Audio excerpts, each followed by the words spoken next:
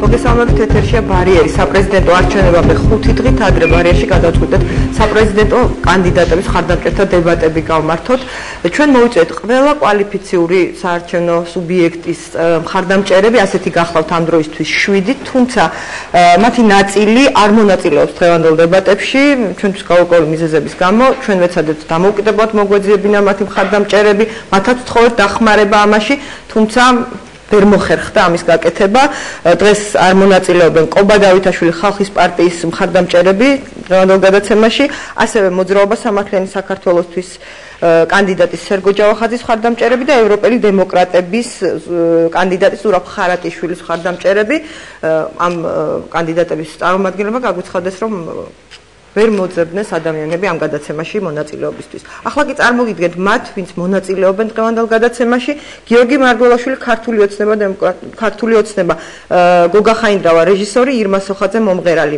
ისინი არიან ამ კანდიდატის მხარდამჭერები. დავით ბაქრაძე, ერთიანი ნაციონალური მოძრაობის მხარდამჭერები ჩვენს გადაცემაში არიან პუბლიცისტი თეიმურაზ ზაქრაძე, პუბლიცისტი ნათია მეგრელიშვილი. ჩვენი სარედაქციო გადაწყვეტილება იყო მიუხედავად იმისა, რომ ნინო ბურჯანაძე არ არის კვალიფიციური კანდიდატი, მთელი რიგი გარემოებების გათვალისწინებით ამ გადაცემაში მონაწილეობა მიიღოთ მის ხარდამჭერებსაც.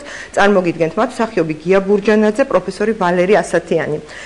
გიორგი თარგამაძე ქრისტიან დემოკრატებს წარმოადგენენ დღეს ქალბატონი მაგდა ანიკაშვილი და ბატონი ნოდარ სარჯოლაძე, ფსიქოლოგი და თეიმურაზ მჟავია, ქრისტიან დემოკრატიული სახალხო პარტია. მისი მხარდამჭერები დღევანდელ გადაცემაში მონაწილეობენ გოგი ლორთქიფანიძე, მცირემეწარმე და ზაზამ გალუბლიშვილი, ინჟინერი. დიდი მადლობა ყველას გადაცემაში მონაწილეობისათვის. დღეს შევეცდებით ვისაუბროთ იმაზე, ვინ რატომ უჭერთ ხარს ამა თუ იმ კანდიდატს, რა არგუმენტები გაქვთ და რა კონტრარგუმენტები არსებობს თქვენი კანდიდატის საწინააღმდეგო და რა გაქვთ სხვების საწინააღმდეგო. მოკლედ, დიდი მადლობა ყველას გადაცემაში მონაწილეობისთვის. ასევე დღევანდელ გადაცემაში გვექნება ინტერაქტივი, საინტერესოა არჩევნებამდე 5 დღით ადრე საზოგადოების განწყობა, აპირებენ თუ არა ისინი არჩევნებში მონაწილეობას. მიდიხართ თუ არა არჩევნებში, ასეთია ჩვენი კითხვა, პასუხებია დიახ, არა, გთხოვთ მიიღოთ მონაწილეობა ინტერაქტივში. ახლა კი დავიწყოთ. პირველ რიგში მოდით ქალბატონ ირმას დაუსვავ კითხვას. ქალბატონო ირმა, თქვენ ხართ აქტიური მხარდამჭერი გიორგი მარგველაშვილის, რამდენადაც ვიცი მის წინასაარჩევნო შეხვედრებშიც მონაწილეობთ ხოლმე და გამოხატავთ თქვენს პოზიციას. რატომ გადაწყვიტეთ, რომ მას დაუჭიროთ ხარი? 1 წელი გავიდა ქართული ოცნების ხელისუფლებაში მოსვლიდან. მოგესალმებით, ჩემს დიდი პატივია. რატომ არ გაქვთ? დიდი პატივია ჩემთვის ერთაყოფნა და დღევანდელი დებატების, თქვათ, დაწყება. მადლობთ ნინო ამისთვის. რა შეეხება შეკითხვას, არ ვიცი, მე არ ვთვლი ამას ეს რთულ შეკითხვად და არც პასუხია შესაბამისად რაიმე ორიგინალური შემცველი, იმიტომ რომ როდესაც თავიდან ენდობი ამა თუ იმ ძალას და მე ღიად უჭერდი მხარს ქართულ ოცნებას და უსაზღვროდ და უღრმესი მადლობა შემიძლია გამოვთქვა დღესაც ამ კოალიციას, ამ ძალას, არ ვიცი ეს პოლიტიკური ძალა ოცნებად ისე გავახასიათოთ, მაგრამ იმისთვის რაც მან გააკეთა ქვეყნისთვის, მე ვფიქრობ თითოეული ჩვენგანისთვის. ჩემი აზრით ეს არის ძალიან ფასდაუდებელი და ძალიან დიდი მადლობის სათქმელი და საერთოდ მე ასე მგონია, ნინო, როდესაც რაღაცას უჭერთ მხარს და რაღაცა გზაზე ვდგებით, ბოლომდე უნდა ვიაროთ, იმიტომ რომ რაც არ უნდა კეთილი იყოს მიზანი და საბოლოო, თქვათ, ხო, სადასაც სწრაფის საგანი, თუ ჩვენ შუა გზაში მოbrუნდით და სხვაგან წავედით, იქამდე ვერ მივალთ.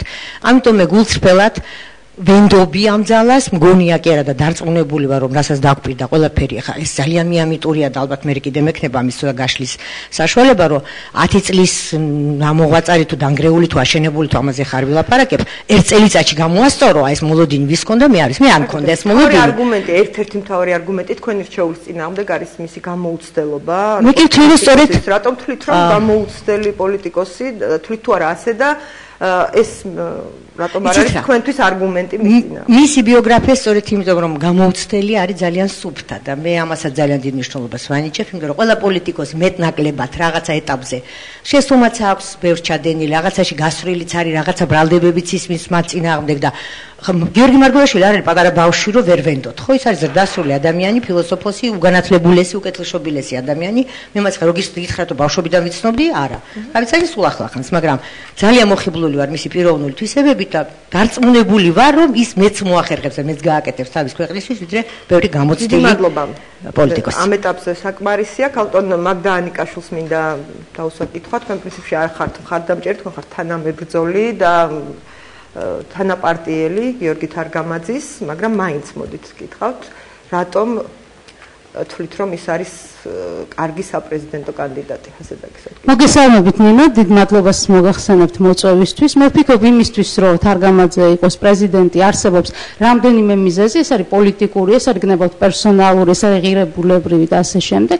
პოლიტიკური ვფიქრობ ის არის ამ შემთხვევაში, რომ ის არ არის არც ნაციონალური მოძრაობის წარმომადგენელი და არც ქართული ოცნების და მე ვფიქრობ ეს დღეს არის მნიშვნელოვანი, იმიტომ რომ გვინდა არ გვინდა უნდა ვაღიაროთ, რომ პოლიტიკური სივრცე არის კვლავ პოლარიზებული, რაც მუდმივად გვჭირს ჩვენ საქართველოში, ხო, ან თეთრი, ან შავი, ან იქით უნდა იყო, ან აქეთ. ეს მინუსია დღევანდელი პოლიტიკური სივრცის. მე ასე ვფიქრობ, იმიტომ რომ არიან ამ ქვეყანაში ადამიანები და ისინი არ არიან ცოტანი, რომელთაც არ უნდა წარსულში დაბრუნება, შეიძლება რაღაც მოწონდათ წინა ხელისუფლების, შეიძლება რაღაც არ მოწონდათ, მაგრამ მათ არ უნდათ მოძალადე ხელისუფლება და მთლიანობაში რო ვთქვა წინა ხელისუფლებამ სწორედ ამ იმიჯით დაასრულა, რომ ეს იყო მოძალადე ხელისუფლება. სხვათა შორის ნაციონალური მოძრაობის მხარდამჭერებიც კი ითხოვენ დღეს, რომ ეს პარტია უნდა შეიცვალოს, ანუ ის რომ წარსული იყო ძალადობრივი, იყო ტერორი, იყო ზეწოლა მოსახლეობაზე და ელემენტარულად არავის არ ქონდა დაცულობის განცდა.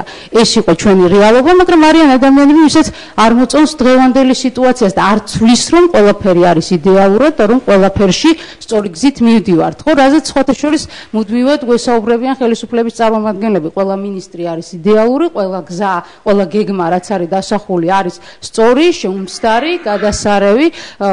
მიუხედავად იმისა, რომ მაგალითად ჩემს სფეროში გეტყვი ჯანდაცვის ბიუჯეტი გაორმაგდა, მე დღესაც ვხვდები უამრავ ადამიანს, რომელიც როგორც ადრე ვერ ყიდულობდა სიძვირის გამო წამალს ნაციონალური მოძრაობის მმართველობის პერიოდში, ეს ხდება ასეც, იმიტომ რომ არც ერთ პროგრამაში არ ჩაიდო მედიკამენტების დაფინანსების კომპონენტი. შეიძლება გაცილებით უკეთესად გაკეთეს ის საქმე, რომლის კეთებაც არის დაწყებული, ამიტომ ვფიქრობ, რომ ეს ტენდენცია, ეს თავს მოხვევა, ასე თქვა, ძალით ჩვენი მოსახლეობისთვის, რომ ან დაბრუნდებით წარსულში კვლავ მიშას ავტორიტარულ რეჟიმში, ან უნდა დაუჭიროთ მხარი ქართულ ოცნებას, ეს არ არის ბევრისთვის მისაღები არჩევანი. ეს საერთოდ არ არის, მე რომ მკითხოს კაცმა არჩევანი, იმიტომ რომ ესე იგი, ან უნდა იყოს რაღაცა მათრახის და ასე ვთქვათ, ხელკეტის რეჟიმი, ან საერთოდ არაფერი არ უნდა იყოს მხოლოდ ოცნება, ხო? მე ვფიქრობ, არიან ადამიანები, ვისაც სურს, რომ არსებობდეს მესამე ძალა, შუა არ იყოს გაკრეფილი, ასე ვთქვათ, როგორც დამკვიდრდა ეს ტერმინი ჩვენ პოლიტიკაში თუ საზოგადოების სივრცეში და მათთვის ასეთი მესამე ძალა ჩვენ ვფიქრობთ, რომ შეიძლება იყოს გიორგი თარგამაძე, რომელიც იქნება, რაც არის ფუნქციები დამაბალანსებელი, არც ერთი მხარის, ასე ვთქვათ, ინტერესების დამცველი არ იქნება და იქნება თავისი ფუნქციებიდან და თავისი მოწოდებით ელემენტარულად და ყველაფრიდან გამომდინარე, იქნება იმ ადამიანების პოზიციის გამომხატველი, რომლებიც არ არიან არც ერთის მხარდამჭერი, ითხოვეს მესამე გზა და რაცები აქვს ასეთ შუალედურ პოზიციას ამ არჩევნებში ამ კონკრეტულ სიტუაციაში ამაზე მოგვიანებით ვისაუბრებთ. მანამდე ქალბატონ ნათია მეგრელიშვილს დავუსვავ კითხვას. ქალბატონ ნათია, თქვენ რატომ უჭერთ ხარს ამ პოლიტიკურ ძალას და მის კანდიდატს, ნაციონალური მოძრაობის კანდიდატს დავით ბაქრაძეს? მოგესალმებით.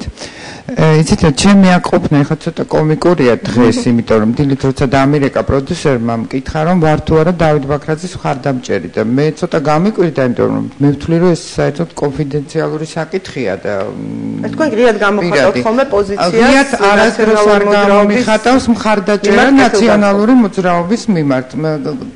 კონკრეტული ქმედებების მიმართ შეიძლება სიმპათიები, მაგრამ რატომ დავთანხმდი, იცით? მე დღეს გავიგე, რომ ცდელობა იმისი, რომ აქ მოსულიყვნენ დავით ბაქრაძის რეალური მხარდამჭერები, მისი მეგობრები და მისი კოლეგები დამთავრდა კრახით. მათ თქვეს უარი და მათ თქვეს უარი აქ მოსვლაზე. და ეს კიდევ ერთი დასტურია იმის, რომ ჩვენ საერთოდ ქართველებს გვახასიათებს რა გაწირვა ადამიანებს და მე უბრალოდ სოლიდარობა გამოვცხადე ახლა ადამიანს, რომელსაც მისივე ახლობლები და მეგობრები აი ესე საშინლად წირავენ. ისევე როგორც ხედავთ რომ ის გაწირულია, იცით რა, როდესაც შენი მეგობარი და ახლობელი არ მოვა როგორც შენი მხარდამჭერი და მოვდივარ მე ადამიანი, რომელიც მას არ ვიცნობ, საერთოდ არავითარი კონტაქტი ნაციონალურ მოძრაობასთან არ მაქვს, მათ შტაბში არასდროს არ მყოფილვარ, წარმოდგენა არ მაქვს შიდა რა პროცესები მიმდინარეობს და უცებ მე მოვდივარ, იმიტომ რომ მე ადამიანურად განვიცდი იმას, რომ თუმცა პირადად დავით ბაქრაძის მიმართ სულაც არ ვარ განწყობილი. შეიძლება ითქვას, რომ თქვენ მას როგორც საპრეზიდენტო კანდიდატს მოვიაზრებ, მით უმეტეს დღევანდელს, როდესაც ასეთი ოდიოზური სმიდის კონკურენცია, საერთოდ ძალიან უცნაური არჩევნებია, ჩემი აზრით, ასეთი მძიმე არჩევნები უკანასკნელი 20 წლის განმავლობაში ჩვენ არ გქონია. აი, ჩემზე მაგალითად ფსიქოლოგიურად ძალიან ცუდად იმოქმედა ერთი კვირის წინ, აი გაწირვის თემას მინდა შევეხო, როდესაც გიორგი თარგამაძე გაიწირა, როგორც საქართველოს მოღალატე. მე საერთოდ არავითარი კავშირი არ მაქვს არც ქრისტიან დემოკრატებთან, ასე არ არის, მაგრამ იცით რა, თუ კი ის სამშობლოს მოღალატე იყო, რატომ ეს არ ითქვა ერთი წლის განმავლობაში და რატომ მოხდა განხორციელდა დარტყმა მაინც და მაინც არჩევნების წინ ერთი კვირი და ივანიშვილი არასოდეს მალავდა მის დამოკიდებულებას ეს ცოტა არ იყოს და ჩვეულებრივ ადამიანზე ძალიან ცუდად მოქმედებს, იცით? იმიტომ რომ ადამიანები იწირებიან ესე თვალსა და ხელში. დავით ბაქრაძე ხო განსხვავებით სხვა კანდიდატებს, იცით რა, მე ჩემი აზრი არაერთხელ გამომიხატავს. მე ვერ დაუჭერ მხარს ძალიან უბრალო მიზეზის გამო ისეთ ლიდერს, რომელსაც მაგალითად შეუძლია ხალხი გამოიყვანოს ქუჩაში და კრიტიკულ მომენტში ეს ხალხი ქუჩაში მიატოვოს, წავიდეს და მე ეს ხალხი დაზარავდეს. ეხლა მაგალითად 26 მაისს თქვენ ამ შემთხვევაში ვის გულისხმობთ? აი მაგალითად ნინო ბურჯანაძეს. ჩემთვის მე სხვა აღარაფერი არ მაინტერესებს. ჩემთვის როგორც ადამიანისთვის ეს ისეთი მაჩვენებელია. თქვენ ამის გამო უჭერთ ხარს? ვის? ძირითადად ნაციონალურ მოძრაობას, რომ სხვა კანდიდატები არ მოგწონთ? ეს არ არის ეს არც თუ ისე პატარა არგუმენტია და არც თუ ისე უმნიშვნელოა. დღეს დავით ბაქრაძე აი ზომიერების თვალსაზრისით რაღაც იგივე წესიერების თვალსაზრისით ბოზაბოს მზერა ავიღოთ დავით ბაქრაძის ჩვეულებრივი მზერა აქვს. ამას ძალიან დიდი განაჩენებს არაჩვეულებრივი. ნამდვილად არაჩვეულებრივი, იმიტომ რომ უმრავლესობის მზერაში არის მაგალითად მარგველაშვილს როგორი მზერა აქვს? იცით რა, ეხლა რაც შეეხება მარგველაშვილს, მე მას პირადად არ ვიცნობ და სიმართლე გითხრათ, მე მაგალითად არ მომწონს, როდესაც მარგველაშვილი საქართველოს პრემიერ-მინისტრს მოიხსენებს ფამილიარულად და როცა მასზე საუბრობს, ამბობს ბიძინა. იმიტომ რომ მე ვთვლი, რომ არსებობს რაღაც პოლიტიკური ეთიკა. აშუს ყველა მიშად მოიხსენიებდა, მე როგორც მახსოვს. ცუდი არ შეიძლება თანამდებობის პირი და როდესაც არის ადამიანი ასეთი მაღალი თანამდებობის პირი, შენი ბიძაშვილიც რომ იყოს, ოფიციალურად საზოგადოდ შენ მას არასოდეს არ უნდა მოიხსენიებდეს სახელით. მას აქვს თავისი სტატუსი, ის არის საქართველოს პრემიერ-მინისტრი. ეხლა რაც შეეხება მარგველაშვილს, მე საერთოდ არ ვიზიარებ, მიუხედავად იმისა, რომ რომანტიკოსი ვიყავი ვარ და ვიქნები, იმედია, სანამ ცოცხალი ვარ, მაგრამ მე არ მჯერა ასეთი ფრაზების, რომ აი ადამიანი არის ალალი, სპეტაკი, სუფთა პოლიტიკაში, დიდ პოლიტიკაში ალალი, სუფთა, სპეტაკია, ეს სიტყვები საერთოდ არ მოიაზრება. შეიძლება საწყის ეტაპზე, მაგრამ არ შეიძლება პოლიტიკოსმა შეინარჩუნოს ისეთი არა პოლიტიკური არგუმენტი ახსენებ, მე ვიყავ როგორც არის მზერა, ქალბატონი. ვერ იქნება, მე ხო არ მითქვამს, რომ მას სპეტაკი მზერა. ადამიანი გიყურებს, უბრალოდ ადამიანი გიყურებს და შიშის ფაქტორი ძალიან მნიშვნელოვანია, როდესაც აგრესიაა მზერაში. და როდესაც უბრალოდ გიყურებს ადამიანი, ძალიან დიდი მნიშვნელობა. ვის მზერაშია აგრესია, მაინც თუ შეიძლება დაგვიკონკრეტოთ. მინდა გითხრათ, რომ უმრავლესობა კანდიდატებში. ეხლა მარგველაშვილზე კიდევ მინდა გითხრათ, რომ აი პრემიერ-მინისტრმა ბრძანა ის ყოველთვის ითხოვს ხოლმე საზოგადოებისგან არგუმენტებს და დასაბუთებას და მე მგონია, რომ ჩვენ შეგვიძლია რაღაც გარკვეულწილად მოვითხოვოთ, ხო რაღაცის არგუმენტი და ვიღაცამ დაუსვა შეკითხვა, რომ აი რატომ აირჩიეთ ეს კანდიდატი და მან თქვა, რომ გიორგი არის ძალიან განათლებული, ძალიან კეთილშობილი და კარგი მეგობარი. ეხლა არ ამბობენ საკმარისი იყოს იმისათვის, რომ მართო სახელმწიფო, იმიტომ რომ გიორგი მარგველაშვილის თაობა ეს ფაქტიურად ჩემი თაობაა და მე შემიძლია ზუსტად 15 წუთში 100 კაცის სია ჩამოგიწევოთ. კარგი მეგობრების, ძალიან განათლებული ადამიანების და კეთილშობილების ამ თაობაში, მაგრამ ეს იმას არ ნიშნავს, რომ მათ შეუძლიათ იყვნენ პრეზიდენტები. დეტალებზე ვისაუბრეთ მოგვიანებით, კიდევ რა არგუმენტებია, თქვა დავით ბაქრაძის სასარგებლო და არა მხოლოდ მისი კონკურენტების საწინააღმდეგოდ. მანამდე ბატონ გია ბურჯანაძეს მინდა დაუსვა კითხვა, ბატონ გია თქვენ ქალბატონ ნინოს მხარდამჭერი დღეს არ გამختار თქვენ დიდი ხანია უჭერთ მას მხარს და რატომ თვლით რომ ის იქნება არის კარგი საპრეზიდენტო კანდიდატი და იქნება კარგი პრეზიდენტი. მივესალმებ ჩვენს მსმენელს, ჩვენს მაყურებელს. აქ რა მაინტერესებს ის ქალბატონო, ესე ჩვენ კანდიდატებზე უნდა ვისაუბროთ. არა, მოგვიანებით სხვისაზე. გავარჩიოთ სხვისი კანდიდატები. მოგვიანებით სხვისაზე შეგიძლიათ ისაუბროთ. არა, აქ უკვე ერთი დიდი სიცრუე ითქვა. 26 მაისს მე იქ ვიყავი. და ამიტომ ძალიან გთხოვთ, როდესაც 26 მაისზე საუბრობთ, ისე არ გამოგივიდეთ, რომ სული ომში წასულქმარსო ომის ამბავს უყვებოდო. არავინ არსად არ გაქცეულა და თუ გაქცევა იყო თქვენი კანდიდატი იყო რომელიც იყო მაშინ იმ ჯიპებში ჩვენი კანდიდატი იჯდა დამამთავრებინეთ დანაჩანგლით დაიცავითო და ტაფებით დაიცავითო თავი ომის დროს ეს იყო ბაქრაძე და ნინო ბურჯანაძე არ გაქცეულა იქიდან ყველანი ერთად ვიყავით და იმ ჯიპებში წესი არის ესეთი როდესაც დაცვა არის მიყენებული ადამიანებს იმ ჯიპებში ისინი ვერ მოერევა ნინო ბურჯანაძეს და ის ჯიპები გავიდა ყველაზე გვიან ამიტომ როცა არ იცით თემა და როცა არ იყავით იქ ნუ ისაუბრებთ ისეთ რამეზე ისაუბრეთ იმაზე რაც თქვენი თვალით ნახეთ და თქვენი თვალით გაქვთ ნანახი როდესაც ბაქრაძე იძახდა რომ ეხლა მე მიდივარ საზღვარგარეთო და აბა ტაფებით და ჩანგლებით დაიცავით გაქცევაზე უბრალოდ ინტერპრეტაცია მოხდა. ამიტომ მოდი ვისაუბროთ ჩვენს კანდიდატებზე. ვისაუბროთ ჩვენს კანდიდატებზე. რა თქმა უნდა, სხვა კანდიდატების კრიტიკას არ გამოიწვევს ეს ყველა. ყველას თავისი სურვილი აქვს და არავინ არ უშლის, ვისაც უნდა იმას მისცეს ხმა. უბრალოდ ტყუილებს მოვიტყვით წვებზე. და ამით ნუ შევეცდებით, რომ რაღაც ჩვენი კანდიდატი უკეთესი გამოვიყვანოთ. უკეთესი და უარესი მართლა ძნელი გასარჩევი არის დღევანდელ საქართველოში. ჩემთვის მთავარი ის არის რომ მაშინაც ადრეც და თქვენ ამბობთ დიდი ხანია ხარდამჭერი ხართ ბურჯანაძისო ზუსტად გეტყვით როდესაც ის წამოვიდა ხელისუფლებიდან იმის შემდეგ კი მანამდე არ ვიყავი არც ნაციონალური მოძრაობის არც ვარდების რევოლუციის ხარდამჭერი და პირდაპირ გეტყვით მე და ნინო ბურჯანაძის მაინდა-მაინც კარგი ურთიერთობები არ ქონდა როდესაც ის ხელისუფლებაში იყო არ მიყვარს ხელისუფლებაში როცა არიან ადამიანები მით უმეტეს ეგეთ გუნდში როდესაც იყო ნინო ბურჯანაძე ჩემთვის მთავარი რა არის რომ აი აქ ითქვა ერთი რამ რომ კარგი ადამიანი აი ქალბატონმა იმამძანა ხო კარგი ადამიანი ასეთი ძალიან ბევრია საქართველოში ჩემს გარშემო უამრავი ძალიან კარგი ადამიანი არის განათლებული ჭკვიანი პატრიოტი ოჯახიშვილი მაგრამ იმის გამო რომ თქვა ესეთი კარგი ადამიანი არ შეიძლება ის ხელისუფლებაში მოვიყვანოთ პირდაპირ პრეზიდენტად და პირდაპირ გეტყვით ამასინათ ნუ ჩვენ ეხლაც იქიდან მოვიდივართ მე და ბატონი ვალერი დასავლეთ საქართველოში ვიყავით მოსახლეობასთან შეხვედრაზე და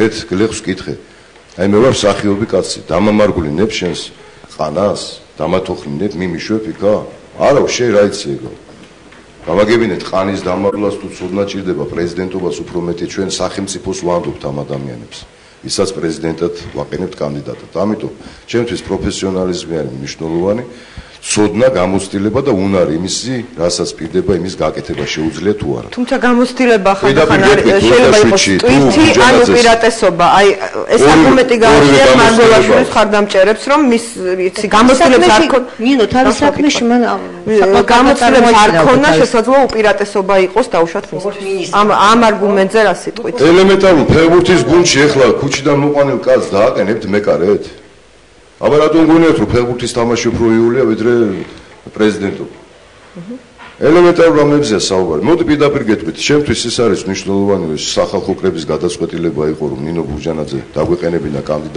კანდიდატად საპრეზიდენტო არჩევნებში რომ ჩვენ ვიცით რომ სამართლიანობის აღდგენა რომელსაც ელოდებოდა 1 ოქტომბერს ჩვენი მოსახლეობა არ მოხდა სამწუხაროდ მეორეც არ არიან დაჟილი ის ადამიანები, ვინც აი ეს უბედურება მოახვია ჩვენს ერს, რომელმაც დაუკარგა ტერიტორიები საქართველოს და რომელსაც შეუძლია და აქვს უნარი ამ ტერიტორიების დაბრუნებაზე საქართველოს ინტერესები გაატაროს ყველა დონეზე, ყველა მხარეს, ჩრდილოეთშიც, დასავლეთშიც, აღმოსავლეთშიც და სამხრეთშიც. ამის სურვილი არ აქვს ბევრს, იმიტომ რომ ეშინიათ რამე არ დამწამონო. თუ სახელმწიფოს და ქვეყანას სჭირდება, რაც არ უნდა დაუძახონ, ადამიანი გამკეთებელია და სხვათა შორის ნინო ბურჯანაძე არ არის ერთადერთი საქართველოში. ვისაც არ ერიდება რუსეთში წასვლა და ამ თემებზე საუბარი. ჩვენი უწმიდესიც დადის რუსეთში. და ეს სახელმწიფო სჭირდება და არა იმიტომ რომ მათ სიამოვნებთ იქ რუსეთში ვინმეებთან შეხვედრა. შემდეგ საქართველოში უნდა დაბრუნდეს სასამართლო. სასამართლო დღეს არ არის საქართველოში. კოტე კუბლაშვილის სასამართლო ეს უსამართლობა არის. და ასევე ნინო ბურჯანაძის პრეზიდენტობის შემთხვევაში მოსახლეობასთან ერთად, ქართველ ერთან ერთად, ამორჩეულთან ერთად დაიწყება ეს პროცესი, რომელიც მიგვიყვანს ვადამდელ საპარლამენტო არჩევნებამდე. და ვადამდელ საპარლამენტო ძალიან ხშირად სვამობ, ხოლმე თუმცა ამ ეტაპზე ნინო ბურჯანაძე თუ გახდება პრეზიდენტი და მომთავრებელი რასაც ამბობ, უკვე ვიცი. როდესაც ნინო ბურჯანაძე გახდება პრეზიდენტი, ეს არის ყველაზე დიდი ლეგიტიმაცია, ერთადერთი თანამდებობა არის საქართველოში, რომელსაც პირდაპირ ირჩევს მთელი საქართველოს მოსახლეობა. თუმცა სამართლებრივად და კანონით მას არ აქვს უფლება. ადამიანები 51% უჭირს ამ ადამიანის პროგრამას მხარს, სადაც წერია, რომ ჩვენ უნდა მივახციოთ იმას, რომ ჩავატაროთ ვადამდელი საპარლამენტო არჩევნები და თავისუფალ დემოკრატიულ გარემოში ერმა აირჩიოს ის პარლამენტი, რომელიც იქნება მისი ნების გამომხატველი. ვინც ამის წინააღმდეგ წავა, ესე იგი ის მიდის ყოველი მეორე ადამიანის წინააღმდეგ, ესე იგი ერის წინააღმდეგ. და ჩვენ ერი, მოსახლეობა და ამომრჩეველი და თქვენ კარგად იცით, რომ არის ეს განწყობა. რომ ყველა ფიქრობს, რომ არ შეიძლება ეს პარლამენტი არ არის ერისნების გამომხატველი. პრეზიდენტი და ხალხი მოახერხებს ამას, რომ მივიყვანოთ ხელისუფლება იქამდე, რომ დაინიშნოს ვადამდელი საპარლამენტო არჩევნები. ანუ ის გამოიყენებს არალეგიტიმურ ბერკეტებს ოფიციალურად კანონით. ამაზე დიდი ლეგიტიმაცია არაფერი არ არის, როდესაც 51% გირჩევშენ, ამაზე დიდი ლეგიტიმაცია არაფერი არ არის. გარკვეულწილად, როგორც მივხვდი ხო? პოლიტიკური კრიზისი არ უნდა შექმნას მთავრობამ და პარლამენტმა. როდესაც ერისნება არის ეს ვადამდელი საპარლამენტო არჩევნები და 51% თუ დაუჭერს ნინო ბურჯანაძეს, ესე იგი ისინი უჭერენ მხარს მის პროგრამას. და მისი პროგრამა გაწერილი არის ყველაფერი თქვენ შეგიძლიათ ნახოთ.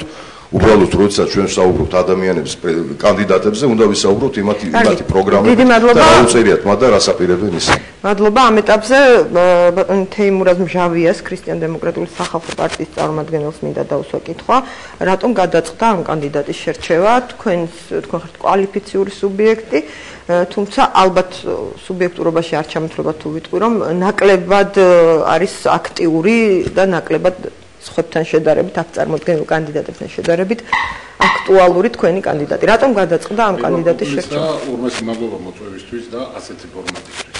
ეს ალბათ პირველია მე რაც მოგწევს ასეთი ფორმატით შეხვედრა მხარდამჭერებისა. ახლა იმის შესახებ რაც შეეხება კვალიფიციურ კანდიდატურას. კვალიფიციური პარტიიდან წარდგენილი კანდიდატს. აქ მინდა ვისარგებლო და ორმოცი მადლობა მოუხადო ქრისტიან-დემოკრატიულ სახალხო პარტიას, რამე თუ მას კანდიდატი ახავდა და ჩვენ მოგვეცა საშუალება მათი სახელი წარგვედინა ბატონი თეიმურაზი კანდიდატად და თუნდაც ელემენტარული რასაც ქვია უფასო სარეკლამო თუ ის მაინც მოგვეპოვებინა და ამით გაგვეჟღერებია ის თემები რასაც გამოხატავს ბატონი თემური და ბატონი თემური შერჩეული იყო ეროვნული მოძრაობის ერთი გარკვეული ნაწილის მიერ და მისი მხრიდან ეს იყო დიდი პასუხისმგებლობა, ეს იყო თუგნებავს დიდი ვაჟკაცობაც, რომ გამგარიყო ამ ერთი ნაწილის ეროვნული მოძრაობისა აზრის გამოხატველად. თუ ალბათ ყველა ვაკვირდებით ერთმანეთის საარჩევნო კლიპებს და ნახავდით, რომ ჩვენ კლიპში არ არის საუბარი კონკრეტულად კანდიდატის ან სიკეთეზე, ან ვისაღაც. რატომ? თქვენს კანდიდატს არ უკეთებთ რეკლამას და არ გინდათ რომ გაიმარჯვოს? რა თქმა უნდა, გვინდა რომ გაიმარჯვოს, მაგრამ ჩვენ უფრო გვინდა გაიმარჯვოს იმ იდეებმა და იმ თემებმა, რასაც ბატონი თემური აშენებს. ჩვენ ძირითადი მიზანი იყო ეს და ალბათ ამას რაღაც ნაწილობრივ მივახციეთ კიდეც, რამე თუ გარკვეულმა წარმომადგენლებმა თვით კანდიდატებმაც კი ის თემებით წამოწიეს ნელ-ნელა, რაზეც ბატონმა თემურმა პირველმა დაიწყო საუბარი. თან თავარი მომენტი რაც არის, ალბათ ბატონი თემური არის იმ კუთხის წარმომადგენელი, მე არ ვიძახი და არ ეხა მის შეიძლება მიკროფონი გაცვალეთ. არის იმ კუთხის წარმომადგენელი, რომელიც ალბათ ნებისმიერი ქართველისთვის, საქართველოს ნებისმიერი მოქალაქისთვის არის უდიდესი ტკივილი. და ეს კაცი ამ თემას არა გადმოსცემს და არა აყენებს ამ საკითხს, სწორედ არამედ ის ამით ცხოვრობს და ის მისი ცხოვრებაა და მისი ცხოვრების ნაწილია და ამდენად ალბათ საქართველო იმსახურებდა და ის ხალხიც იმსახურებდა, რომ ერთ-ერთი კანდიდატი მრავალთა შორის ყოფილიყო მათი წარმომადგენელიც, მე აქ დევნილებზე მაქვს საუბარი. და მათი აზრის გამომხატველი და მათი გულის ტკივილის გამომხატველი და მებრძოლი იმისთვის, რომ შეიძლება ეს ხალხი, რომელიც სამწუხაროდ ბოლო წლების განმავლობაში განიხილებოდა როგორც საარჩევნო ხმა, მათ საზოგადოების ნაწილადაც იგრძნო დავი და მათი წიაღიდან წამოსულ კაცს რაღაც ჩანსიც მიეცეს. თქვენ თვით რომ აქვს თქვენს კანდიდატს შანსები? შანსი რა თქმა უნდა ყველას აქვს, მეტნაკლებობით რა თქმა უნდა. მაგრამ ჩვენი ძირითადი მიზანი და ჩვენ თვლით რომ ჩვენში დაყენებული ამოცანა და ჩვენი გადაწყვეტილება პრაქტიკულად შეიძლება გამარჯვებულად ჩავთვალოთ, რამე თუ ის რაც იხარშებოდა რამდენიმე ადამიანში ის თქვენ მოგეცეთ ტრიბუნა წინა საარჩევნო უფასო საერთო დრო და ისაუბრეთ ამაზე. რა თქმა უნდა და ბატონი თემურიც თვითონ არის ის კანდიდატი, რომელიც არის ბოლომდე მებრძოლი. შედეგზე აქ ახლა რა თქმა უნდა ვერც ერთი ვერ ვიტყვით ვერაფერს, ვერც ერთი კანდიდატის მხარდამჭერი და წარმომადგენელი, ეს საზოგადოება გადაწყვეტს. კარგი, დიდი მადლობა, მოდი ჩვენ რეკლამა გავუშვათ ეთერში, დაბრუნდებით ძალიან მალე და უკვე უფრო აქტიურ დებატებზე გადავიდეთ ჩვენი კანდიდატების მხარდასაჭერად თუ სხვების საწინააღმდეგოდ რეკლამა.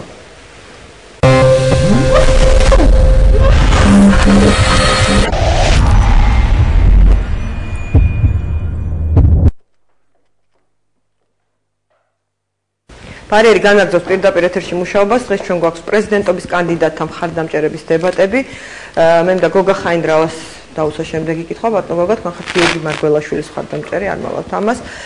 რატომ უჭერთ მას მხარს, მიუხედავად იმისა, არგუმენტებიც მოისმინეთ, თქვენ რჩებით მის მხარდამჭერად, ან მისი გამოუცდელობა ერთ-ერთი მთავარი არგუმენტი და ის რომ ის არის უბრალოდ პრემიერ-მინისტრის ფავორიტი და მეტი არაფერი. ეს არგუმენტებია ერთად მის წინააღმდეგ. მოგესალმებით, დიდი მადლობა დაბატებებისთვის, მინდა მიმოსალმო აუდიტორიას და სტუმრებს აქ შეკრებილს. მე ვფიქრობ, რომ ძალიან საინტერესო ვითარებაში ვართ ჩვენ დღეს და აბსოლუტურად წარმოუდგენელი არჩევნები არის. თუ შეიძლება მიკროფონი. პირველ რიგში ყველას მინდა მეულოცო, რომ სონდერები არ გველოდებიან გარეთ და ყველანი მშვიდობით დავბრუნდებით ეთერიდან. უკვე დიდი განსხვავება.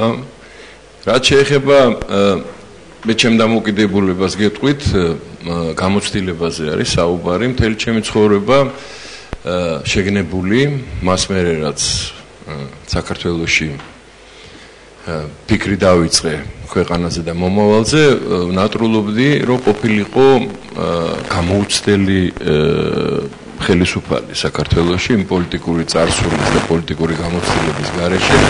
ამის მშვენიერი მაგალითი, რომელიც ჩემთვის ქვეყნისთვისაც მაგალითი იყო ვაცლავ ჰაველი, რომელსაც არანაირი პოლიტიკური გამოცდილება არ ჰქონდა, მაგრამ მე ვფიქრობ, რომ ეს არის ერთ-ერთი გამორჩეული ფიგურა ევროპულ პოლიტიკურ ასპარეზზე მე-20 საუკუნის.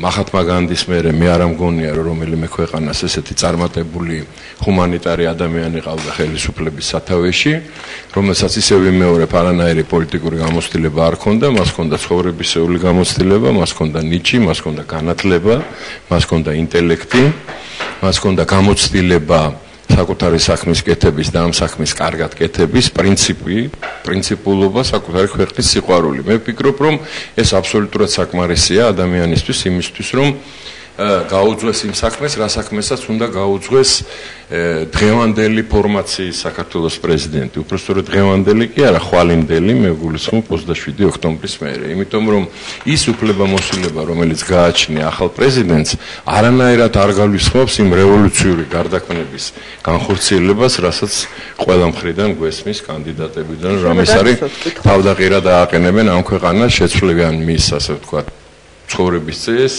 მის მიმართულებას, კონსტიტუციას და შემდეგ და შემდეგ. თქვენ გულისხმობთ ამ შემთხვევაში? ყველას კანდიდატებს. თითქმის. იმიტომ რომ მათ ამის არც უფლებამოსილება გააჩნიათ. თქვენ გულისხმობთ ნინო ბურჯანაძეს.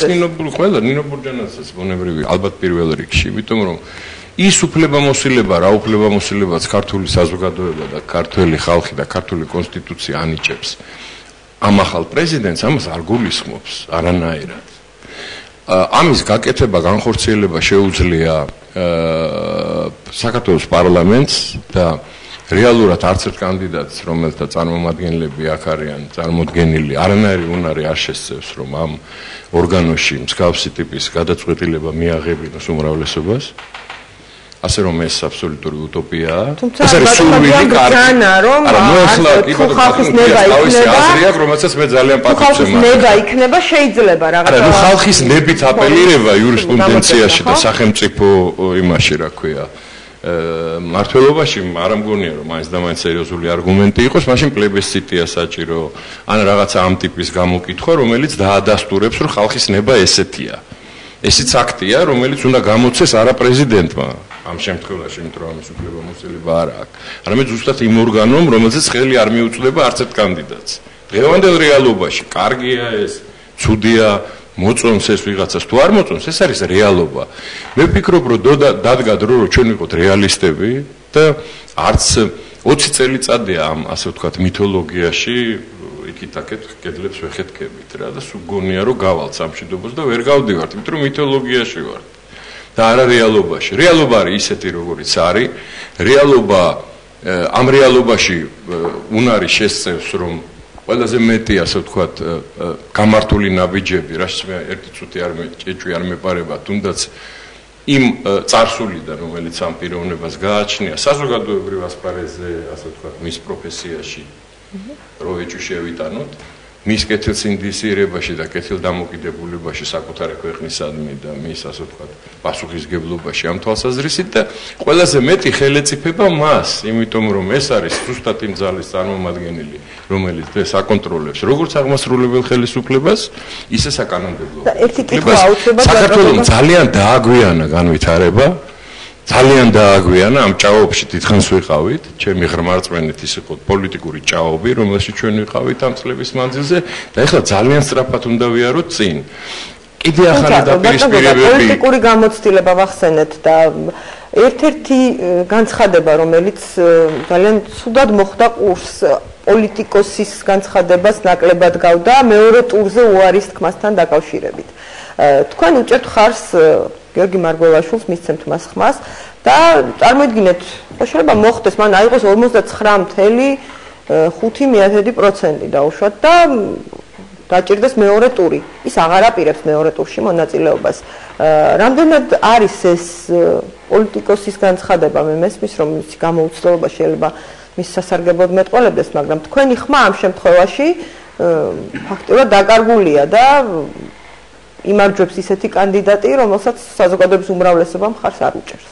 არა, საქმეც იმაშია, რომ იმარჯვებს ზუსტად ის კანდიდატი, რომელსაც საზოგადოების უმრავლესობა უჭერს ხავს და დიდი უმრავლესობა. ეჭვგარეშე უმრავლესობა.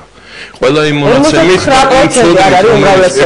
რომელიც მე გამაჩნია, რაც მე ვიცი და გამოცდილება დიდი მაქვს ამ საქმის, რა მინდა გითხრათ. არანაირი შანსი მეორე ტურის საქართველოში არ არსებობს. არანაირი შანსი. როგორც არ უნდა უნდოდეს, როგორც არ უნდა ხმამაღლა აცხადებდნენ ამას, ასე ვთქვათ, სხვადასხვა კანდიდატები და მათი მხარდამჭერები, ეს არ მოხდება. ამის ობიექტური რეალობა არ არის ამ ქვეყანაში, არაფერზე დაფუძნებული რა და ამიტომ მეორე ტური არ იქნება ეხლა რატო ვილაპარაკოთ იმაზე, რაც არ იქნება. ეს რო არ იქნება, ამას 5 დღეში ვნახავთ ჩვენ სულ ყველანი და ავწმუნდებით ამაში ძალიან მარტივად. საკამათო არაფერი არ არის. თუ მეორე ტური შეიძლება ჰიპოთეტურად არსებობს რა. თუ მეორე ტური იქნება და ის უარს იტყვის ამ ტურში მონაწილეობაზე, მეორე ტურში მონაწილე ის დაკარგავს ელექტორატს. ქართული ოცნება როგორც სახელმწიფოს მართველი ძალა დაკარგავს თავის მხარდამჭერებს ხალხში და ძალიან სერიოზული პრობლემები გაუჩნდება. ამ პოლიტიკურ ერთიანობას მის გადაწყვეტილებას მეორე ტურზე უარის თქმის შესახებ. არა, მეორე ტური არ იქნება და რატო ვილაპარაკოთ იმაზე, რაც არ იქნება? თქვენ თვითონ რომ თქვენი კანდიდატი უკონკურენტოა. აბსოლუტურად. ანუ ბატონ ვალერის გადაეცით მიკროფონი, ბატონ ვალერი, თქვენ ვის თვლით ნინო ბურჯანაძის თავარ კონკურენტად, მოდი ასე ვთქვათ, ამაზე გითხარით. ფილოში დიდი მადლობა მოწვევისთვის, პირველად მიწევს აქ ყოფნა ამ ეთერში გამოსვლა. მადლობთ მოსვლისთვის. მე მინდა ცოტა შორიდან დავიწყო, ოღონდ შევეცდები რომ მრავალ სიტყვებით არ შეგაწყინოთ თავი. რამდენიმე წლის წინ ბატონი გივი ბერიკაშვილი, ჩვენი საყვარელი მსახიობი, ერთ-ერთი არჩევნების წინ ბრძანებდა, რომ საჭიროა ხალხს დაუგდოთ ყურიო. და საინტერესოა წყაროსთან რას ამბობენო. წყაროსთან სოფელში რას ამბობს ხალხიო.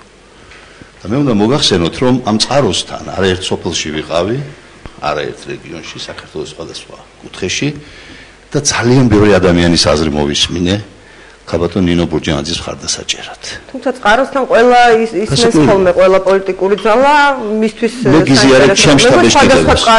ბუნებრივია ხა მე სხვათა სახელით არ ვლაპარაკობ. მე ვლაპარაკობ ჩემი სახელით, რაც მე ვნახე, რაც მე მოვისმინე, რა წრესთან და საზოგადოებასთან გვიწევს ურთიერთობა წყაროებთან. საქართველოს სხვადასხვა კუთხეში, აჭარაში, ლეჩხუმში, სვანეთში, სამეგრელოში და ასე შემდეგ. ახლა შეიძლება ეს ნუსხა გავაგრძელოთ. ეს არ არის მთავარი. ჩვენ სრულიად საპირისპირო სურათი ვნახეთ, აი განსხვავებული იმისაგან, რაც ბატონმა გოგამ ბრძანა. ახლა სრულიად საპირისპირო. მე კატეგორიულად არანაირად არ შემიძლია მე დიდ პატივს ვცემ ბატონი გოგას აზრს, ისევე როგორც თითოეულის აზრს, მაგრამ პატივისცემასთან ერთად მე არ ვიზიარებ და არ ვეთანხმები. არ ვეთანხმები სურათში, ანუ არა აქვს მეორე ტურს არ აქვს არანაირი საფუძველიო. ამის თქმა კატეგორიულად მე მიმაჩნია უსაფუძვლოდ ამ შემთხვევაში. მაგრამ ბუნებრივია ეს არის ჩემი შეხედულება. ერთ სიტყვით მე იმის თქმა მინდა რომ რას გამოვარჩევდი რა თვისებებს ქალბატონ ნინოს ბიოგრაფიული სპექტრიდან თუ შეიძლება ისე ითქვას და პორტრეტიდან ძალიან პირველ რიგში თვითკრიტიკულობას, რასაც ხაზგასმით მინდა ეხლა. ერთი მაგალითი მოვიყვანოთ მისი თვითკრიტიკულობა. შეფასება იმ ნაბიჯების, რასაც მას ხშირად წამოაძახებენ ხოლმე, სხვადასხვა ვითარებასთან დაკავშირებით, კრიტიკული გააზრება განსხვავებით სხვებისაგან. თავის გასამართლებელ არგუმენტს. არ გასამართლებელს, არამედ დასაბუთებას, თუ საზოგადოება მიცოდეს, რას ფიქრობს, რომ გულწრფელად ის აფასებს ცხოვრებისეულ ნაბიჯებს იმ სივრცეს და ველს, რომელშიც ის იმყოფებოდა სამწუხაროდ. ეს იყო ფაშისტური რეჟიმის საფუძვლები და მე ვაფასებ მასში ის, რომ ის დაუპირისპირდა ამ ფაშისტურ რეჟიმს, ნაციონალურ მოძრაობას, რომელიც მოევლინა ქვეყანას ეროვნულ უბედურებად და ადამიანურობის კატასტროფად სააკაშვილის. კრიტიკა ეს არის მისი პოზიციურობა, მისი შეუდრეკელობა, მისი ბრძოლის უნარიანობა, მაგრამ თვითკრიტიკა არის ის, რომ უნაკლო არავინ არის ამ ქვეყნად, ვერ დამისახლებთ ვერც ერთ პოლიტიკოს, ეხლა მე ბანალურ ჭეშმარიტებებზე არ მინდა თქვათ გადაგღალოთ, მაგრამ ის განსხვავდება მრავალი სხვა კანდიდატისაგან იმით, რომ თვითკრიტიკულად აფასებს მრავალ ცხოვრებისეულ ნაბიჯს, რასაც ადამიანები გადავდგნენ ხოლმე პოლიტიკაში იქნება თუ ურთიერთობებში და მას აქვს იმის უნარი, იმის გამოცდილება, იმის კომპეტენცია, რომ წარუძღვეს საქმეს. და ეს დადასტურდა სხვათა შორის პროგრამითაც, რომლის გამოსი პროგრამა, ეხლა მე არ მინდა რაღაც განზოგადებაში ავიყვანო და რაღაც ტრაქტატების დონეზე განვიხილო ეს, მაგრამ მე ვერ ვიხილე ვერც ერთი კანდიდატის პროგრამა. რა შანსები აქვს თქვენი აზრით თქვენს კანდიდატს, მაშინ ასე ვთქვათ, მეორე ტური, თქვენ თვლით რომ ეხლა ტურებზე ლაპარაკი საერთოდ აქვს მას თქვენ რომ ტურებზე ლაპარაკი მე მიჭირს. მე მინდა ღირებულებებზე ვილაპარაკოთ, უფრო ღირებულებებზე ვილაპარაკოთ, მე მიმაჩნია რომ მას აქვს მორალური უფლება, ბრძოლის უნარიანობა, კომპეტენცია, მიმაჩნია რომ გამოცდილება ჯობია გამოუცდელობას, მიმაჩნია რომ პროფესიონალიზმი აღემატება არაპროფესიონალიზმს და მას გარკვეულად უპირატესობა უნდა მივანიჭოთ და მე მიმაჩნია რომ მას აქვს იმის უნარი რომ წარუძღვეს საქმეს. ახლა წინასწარ რაღაც დასკვნის გაკეთება ძალიან ძნელია. გამოცდილება თუ არის არგუმენტი, ისიც იყო პარლამენტის თავმჯდომარე, ქალბატონ ნინოც იყო პარლამენტის თავმჯდომარე, ორივე ნაციონალური მოძრაობის მმართველობის. სხვათა შორის ითქვა წეღან და არც თუ უსაფუძვლოდ რომ გამოცდილება დადებითიც არსებობს და უარყოფითიც და ეს ადამიანები სწავლობთ უარყოფით გამოცდილებაზეც და დადებითიც ბუნებრივია და ჩვეულებრივია. ახლა შემიძლია უამრავი მაგალითი მოვიტანო და დავით ბაქრაძემაც ეპიზოდი პოლიტიკური ცხოვრებიდან, მაგრამ ძალიან დიდი გამოცდილება აქვს მე ძალიან გამიჭირდება. მოგცემ თავისებად მიკროფონი მიეცით თუ შეიძლება.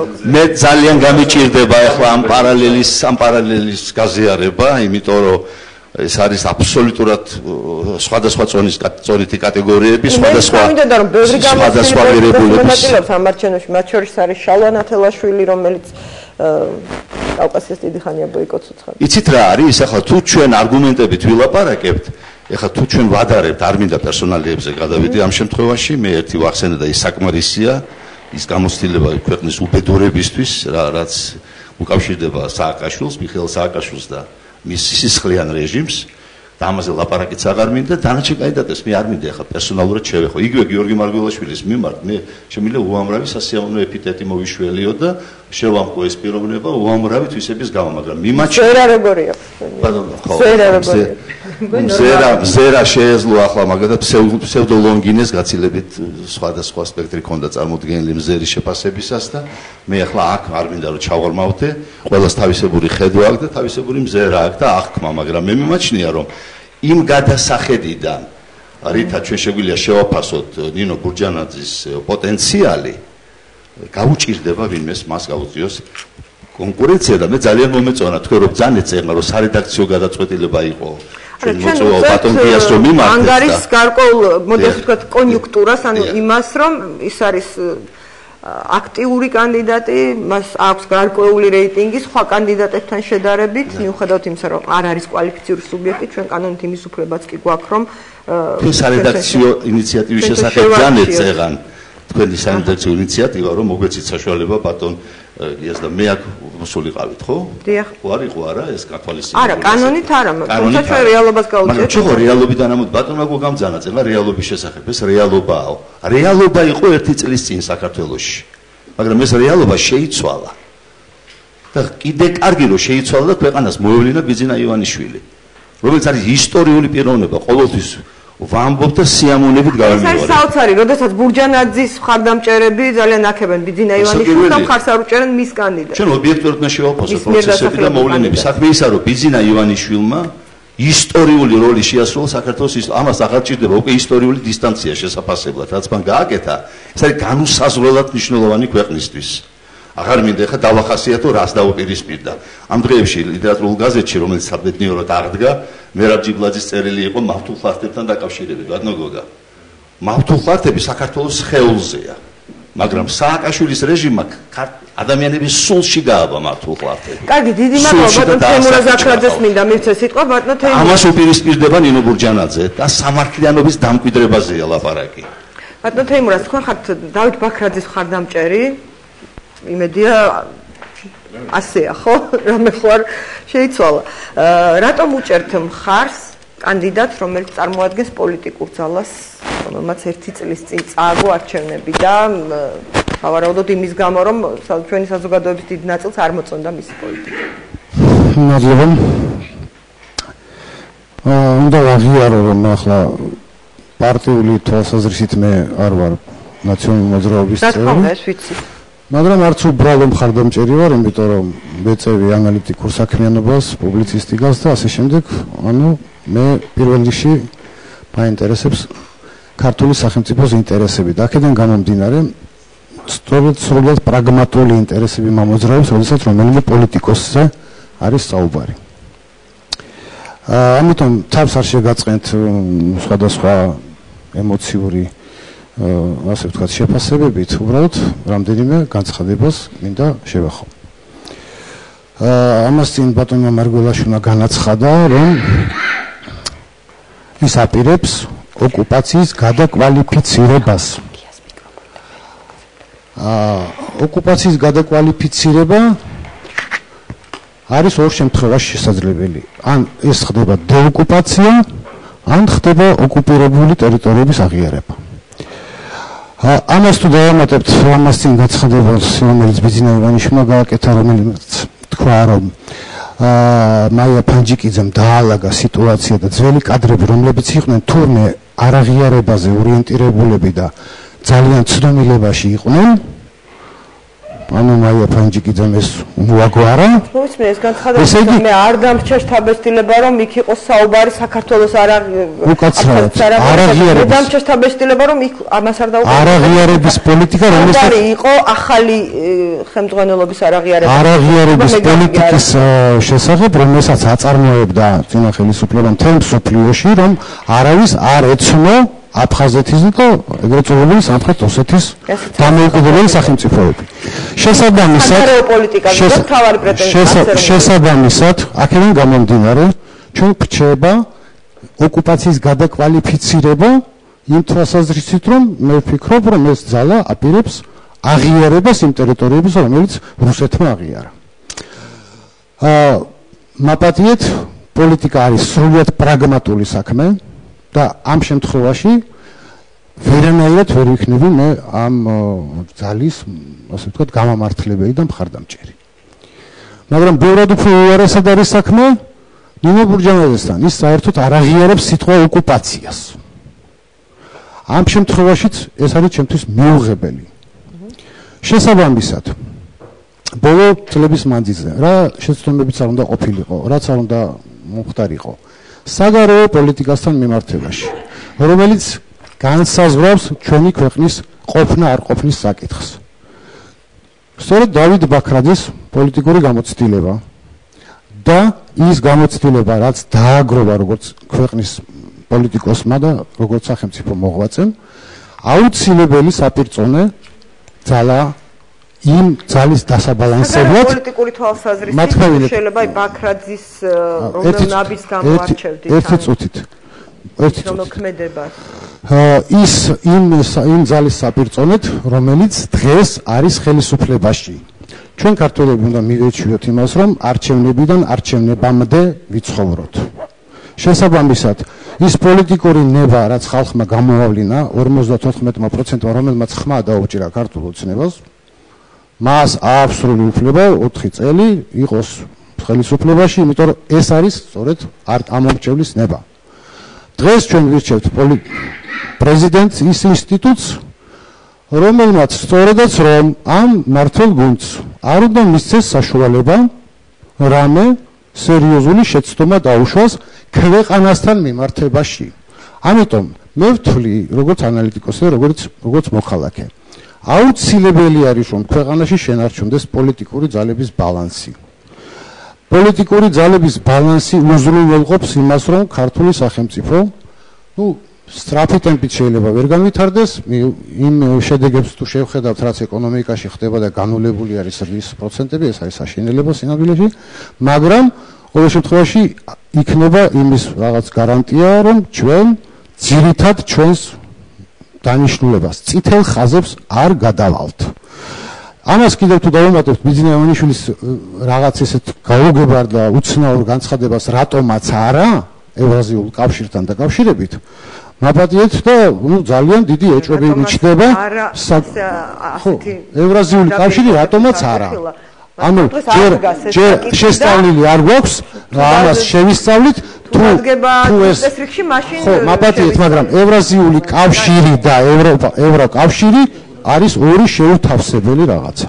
და ამიტომ ანიკა ისიც და ისიც განვიხილოთ არ გამოგვივა. თქვენი აზრით რა შანსები აქვს დავით ბაქრაძეს ძალიან მოკლედ რო გითხრათ? დავით ბაქრაძეს აქვს ძალიან სერიოზული შანსები, მიუხედავად იმისა, რომ ქართველი ამორჩევის ნებას არ აღიარებენ, ბევრი აქ დამსწრეებიც და საერთოდ ამაზე საუბრობენ, მაგრამ რის ხარდაჭერა რაც ნაცმოძრაობას დღეს გააჩნია და ამის შედეგად ის როგორც პოლიტიკური პარტია, როგორც ოპოზიციური პარტია არსებობს, ის არსად არ გაქრება. იმ ხარდაჭერები ვართ იქნებიან და არ არის აუცილებელი ვიღაცის უგულვებელი ყოფა, რომ ვიღაცას ასეთი აზრები აქვს, ვიღაცას ეს მოსწონს, ვიღაცას სხვა მოსწონს. ჩვენ ყველანი ერთიანად უნდა ვემსახურებოდეთ ჩვენ ქვეყანას. ზოგს სხვა შეხედულება გვაქვს შიგნით როგორ მოვაწყოთ, ზოგს სხვა, მაგრამ საგარეო პოლიტიკა უკაცრავად მიკროფონის გარეშე უკაცრავად ცოცხების რეჟისორები და არ იყო ეგ სისტემური, ეს იყო უკაცრავად მაპატიეთ ცოცხების ისტორია მართლიანცის საქმე უნდა გამოეძიებია თქვენს ხელისუფლებას, უნდა გამოეძიებია და არავინ არ დაუშალა. სასამართლოში პროკურატურა თუ ვერ წარადგენს ნორმალურად თავის მტკიცებულებებს, ამაში სასამართლო კი არის დამნაშავე. ესე იგი არაპროფესიონალური პროკურორების დანაშაულია. ესე იგი თუ იგონებენ თითიდან გამოწუწუნოს დავესესხები. მე რა სად არის დასკვნა? სად არის დასკვნა? გამოძიება სად არის? ვინ არის წინააღმდეგი გამოძიების? ეს შინაგანი საქმეები, მაგრამ ყველაფერ ამას ფასი არ ექნება თუ ქართული სახელმწიფო როგორც სახელმწიფო არ იარსებებს და თუ ქართული სახელმწიფო შეყოლება ხელისუფლება რომელიც აღიარებს ოკუპირებულ ტერიტორიების სახელმწიფოებად, მაშინ ამ ხელისუფლებას მე მოდიში და არ შემშურდება. მე არ საიდან გააკეთეთ თქვენ ეს დასკვნა, რომ ვინმე აპირებს აღიარებას, მოკლე რეპლიკა შეგიძლიათ ამ ბრალდებაზე ბატონ გოგა, თუ არა და ბატონ ოდარ სარჯოლაძეს მინდა დაუსაკითხო. ბატონ ოდარ, თქვენს მიერ ხარდაჭერილი კანდიდატი ამ ეტაპზე არ გამოირჩევა მაღალი რეიტინგით, მოდი პირდაპირ ვთქვათ, ეს არის ფაქტი, არ ჩამეთრობა მეგონი ანტირეკლამაში ამ შემთხვევაში, ვინაიდან არ არის ის წამყვან პოზიციებზე, მოდი ასე რომ ვთქვათ, რეიტინგების მიხედვით. რა შანსები აქვს გიორგი თარგამაძეს ამ ბრძოლაში, როდესაც აი მაგდამას თქვა, რომ პრინციპში ეხაც პოლარიზებულია ხო სიტუაცია, ისევ არის ვიღაცის წინააღმდეგ, ანუ ისევ საფრთხე არსებობს, ოცნება არაპირდაპირ ახერხებს იმის გამოკვეთას, რომ აი თუ ჩვენ არ დაგვიჭერთ ხარს, მაშინ არსებობს საფრთხე, რომ მოვიდეს ნაციონალური მოძრაობა, გაიმარჯვოს ნაციონალურმა მოძრაობამ, უბრალოდ ჩვენ თუ მეორე ტური დაგვჭირდა, მაშინ საერთოდ წავალთ და ყავდეთ მიშა და იყავით სიამტკბილობაში, იყო ასეთი განცხადება. ბიძინა ივანიშვილის მხრიდან. ანუ კლავ რაღაცა ანუ ნაციონალური მოძრაობაზე იყო საუბარი, ანუ უკვე დაიწყო რაღაცა ისევ ნაციონალური მოძრაობის საფრთხის გამოკვეთა ქართული ოცნების მხრიდან. შესაძლოა ეს მოხდა პროცესში რაღაცა დინამიკის და სიცოცხლის შესატანად უფრო და საკუთარი მხარდამჭერების მობილიზაციის მიკროფონის გარეშე არის ვთქვათ. მურაბები წაიღო საფრთხე. ანუ აი ასეთ მაინც პოლარიზებულ ვითარებაში, მოდი ასე ვთქვათ, რა შანსები აქვს თქვენს მიერ მხარდაჭერილ კანდიდატს? როში მინდა მოგესალმოთ და ამავე დროს ხაზი გავუსვა იმას, რომ მე შანსების გამო არ ვარ მხარდამჭერი. მე ვარ პროგრამის გამო მხარდამჭერი.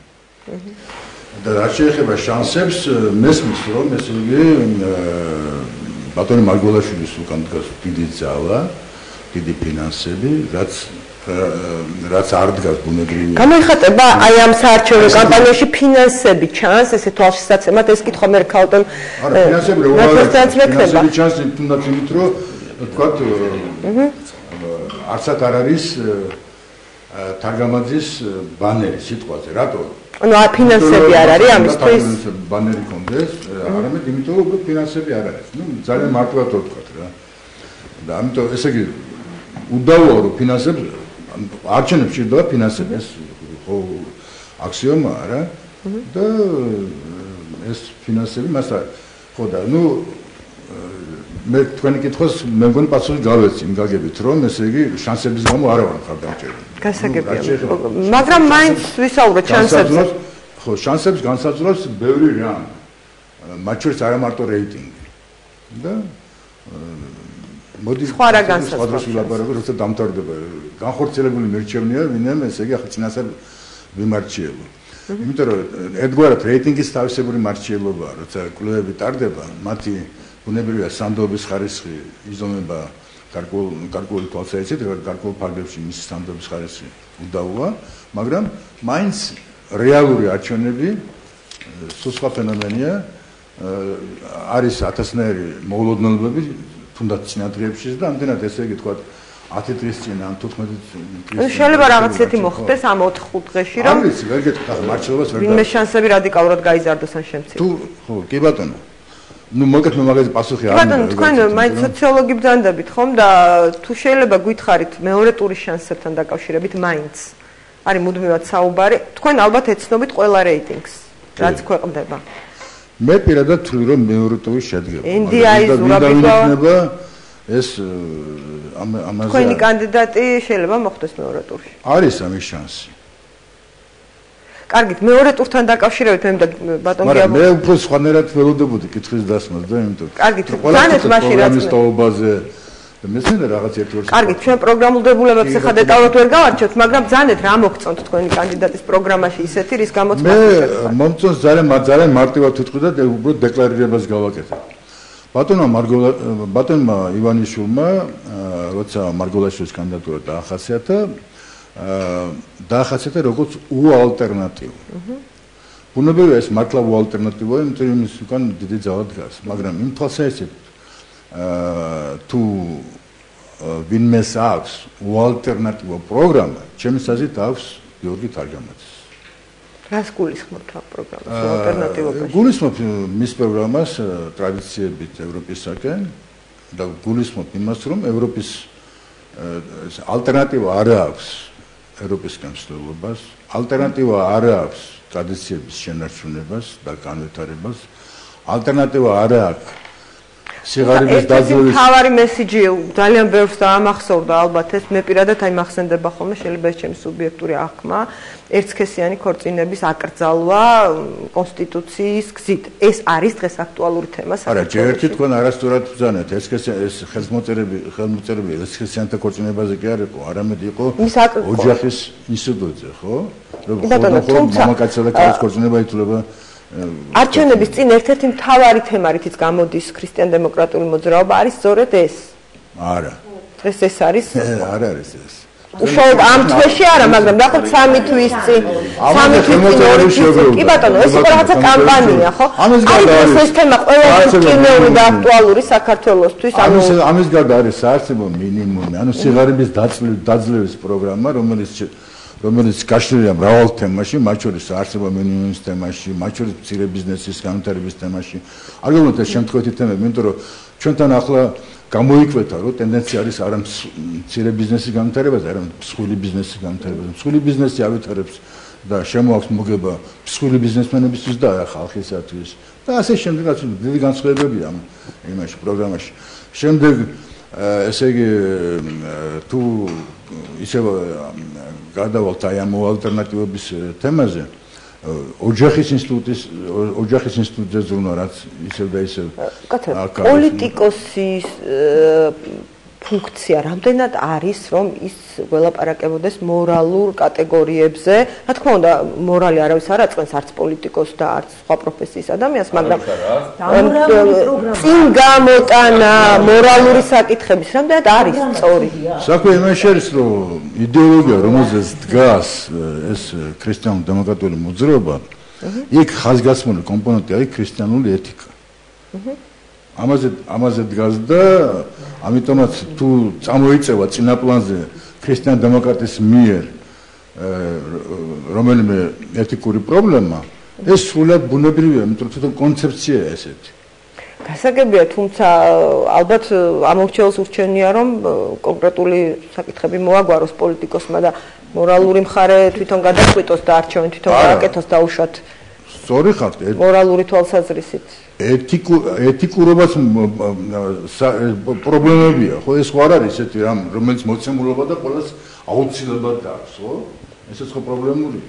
კი ბატონო, მაგრამ პოლიტიკის საქმე რამდენად არის ეს მორალურ ეთიკურ საკითხებში ჩარევა და ხო გეუბნებით ქრისტიანულ დემოკრატიული კონცეფცია, იდეოლოგია, რომელზეც ორიენტირებული ეს პარტია არის ღირებულებებზე ორიენტირებული პარტია და არა თქვათ რომელიმე კერძო ესე ეს მაინც პარტია და არა რელიგიური ორგანიზაცია დიდი ბოდიში ასეთი კითხვისთვის მაგრამ უფრო კონკრეტულად ღირებულებებზე ორიენტირებული და მოსაც საბუზლად უდევს ქრისტიანული ეთიკა რომელიმე პარტია გეგულებათ რომელიც არ ლაპარაკობს რომ ღირებულებებზე არის დაფუძნებული არსებობს ესეთი ჯგუფი რომელიც არ არის ღირებულებებზე დაფუძნებული განსხვავებულია ღირებულებები ეს ერთი მაგრამ ღირებულებები ქმედებებში ვლინდება და არა ლოზუნგებში შემოკარგება ნაბიჯებში კონკრეტულ ნაბიჯებში გამაკურვებულმა კითხვა იმიტომ რომ პოლიტიკური პარტია ეს არის იდეოლოგიური ღირებულებები სხვა არის თუმცა როდესაც პარტია ღირებულებით იწყება ყველაფერი და სანამ პარტია დაიწყებს საუბარს იმაზე და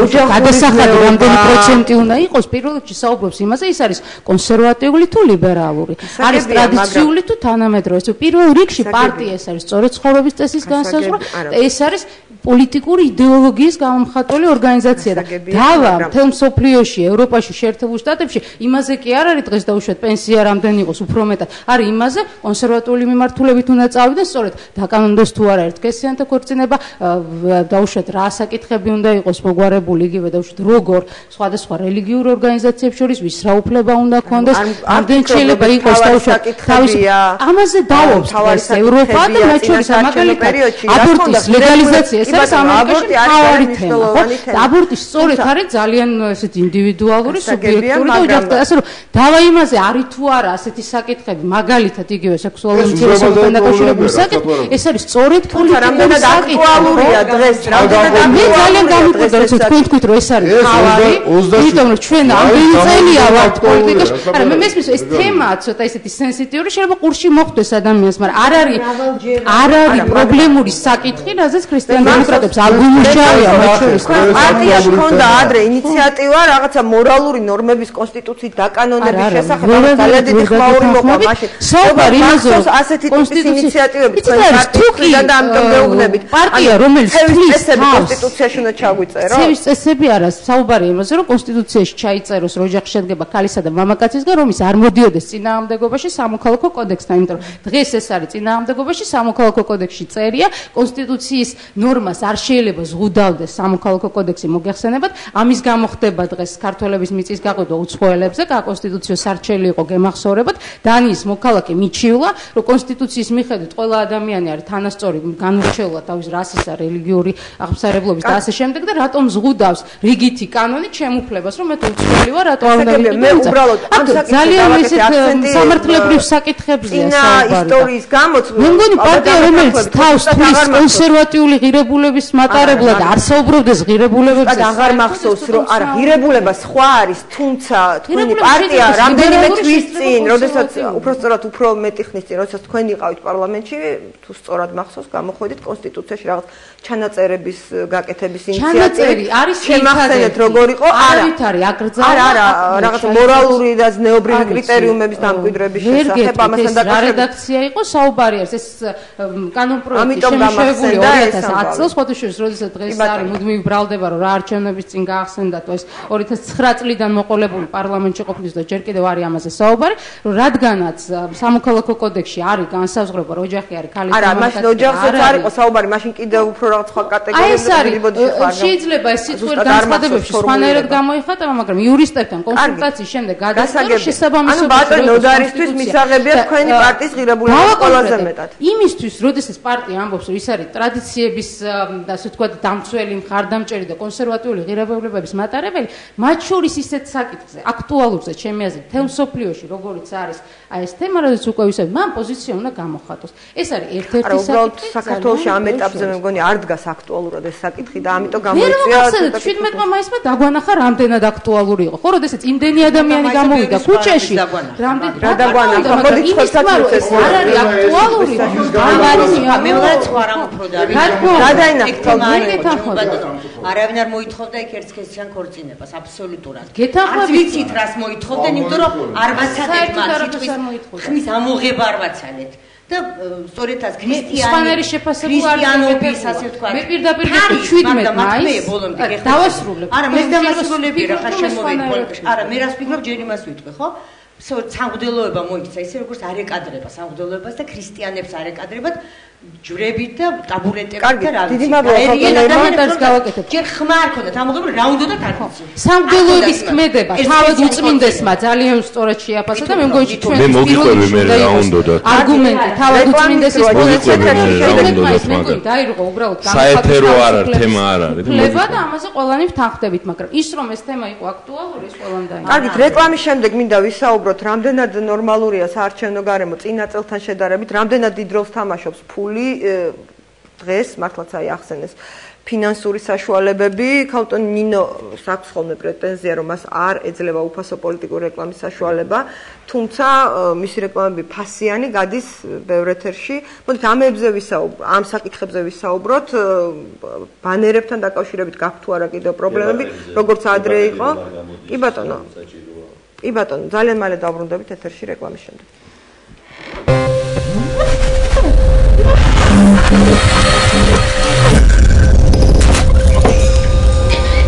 2013 წლის 27 ოქტომბერს საქართველოს ბარიერი განაგრძობს პირდაპირ ეთერში მუშაობას. ჩვენს გადაცემაში მონაწილეობენ საპრეზიდენტო კანდიდატების მხარდამჭერები.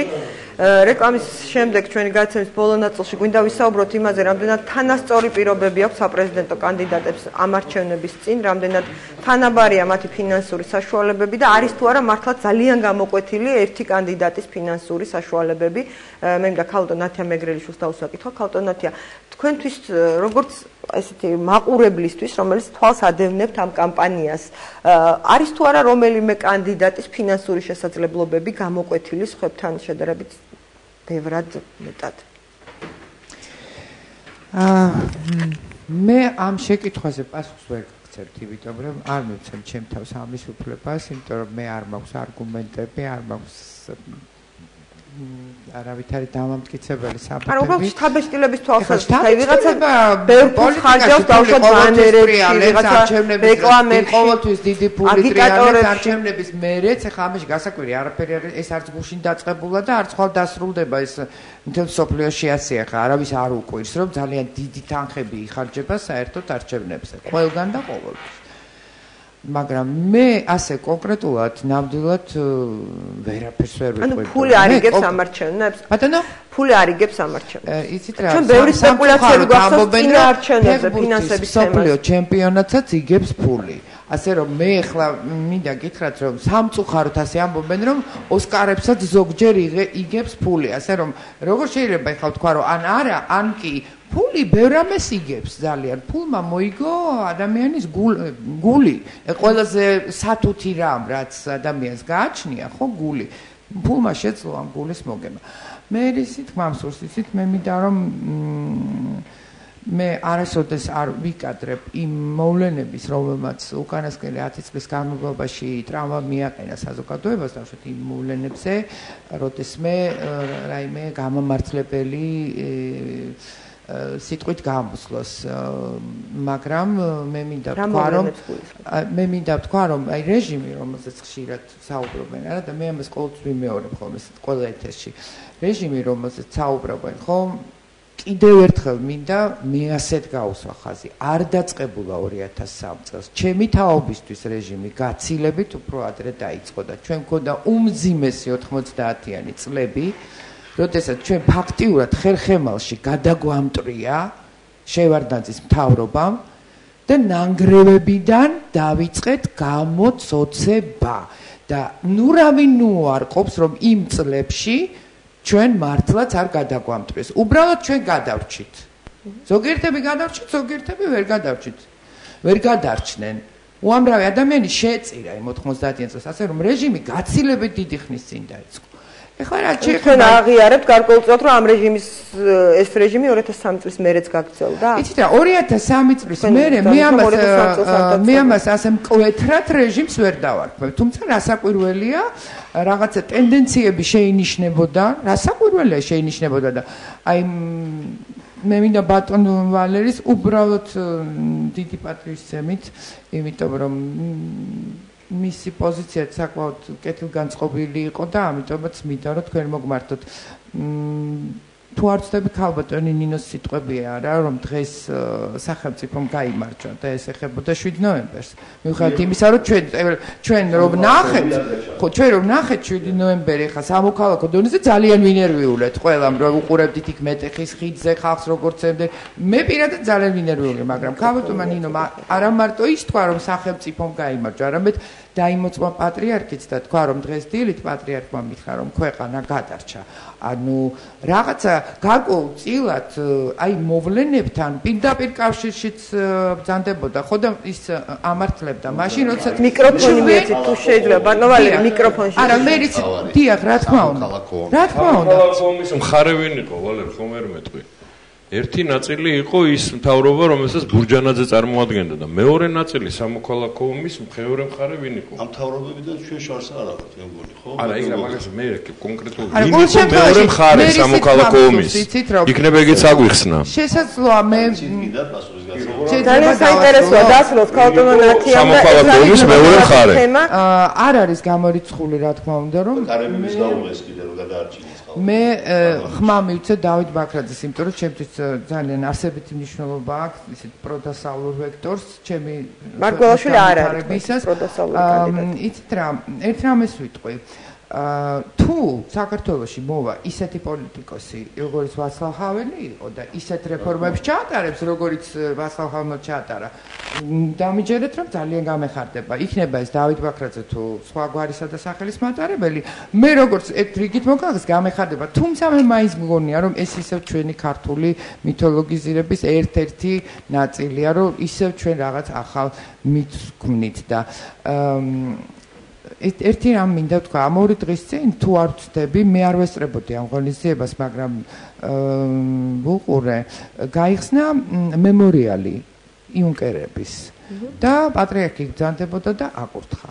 აი, მე უბრალოდ მინდა ვთქვა, რომ თუ ჩვენ მართლა აი თუ ეს არ არის დიდი ტყუილი ამ მემორიალის გახსნა და თუ ეს მორიგი რაღაცა ბლეფი არ არის ჩვენი, ხო?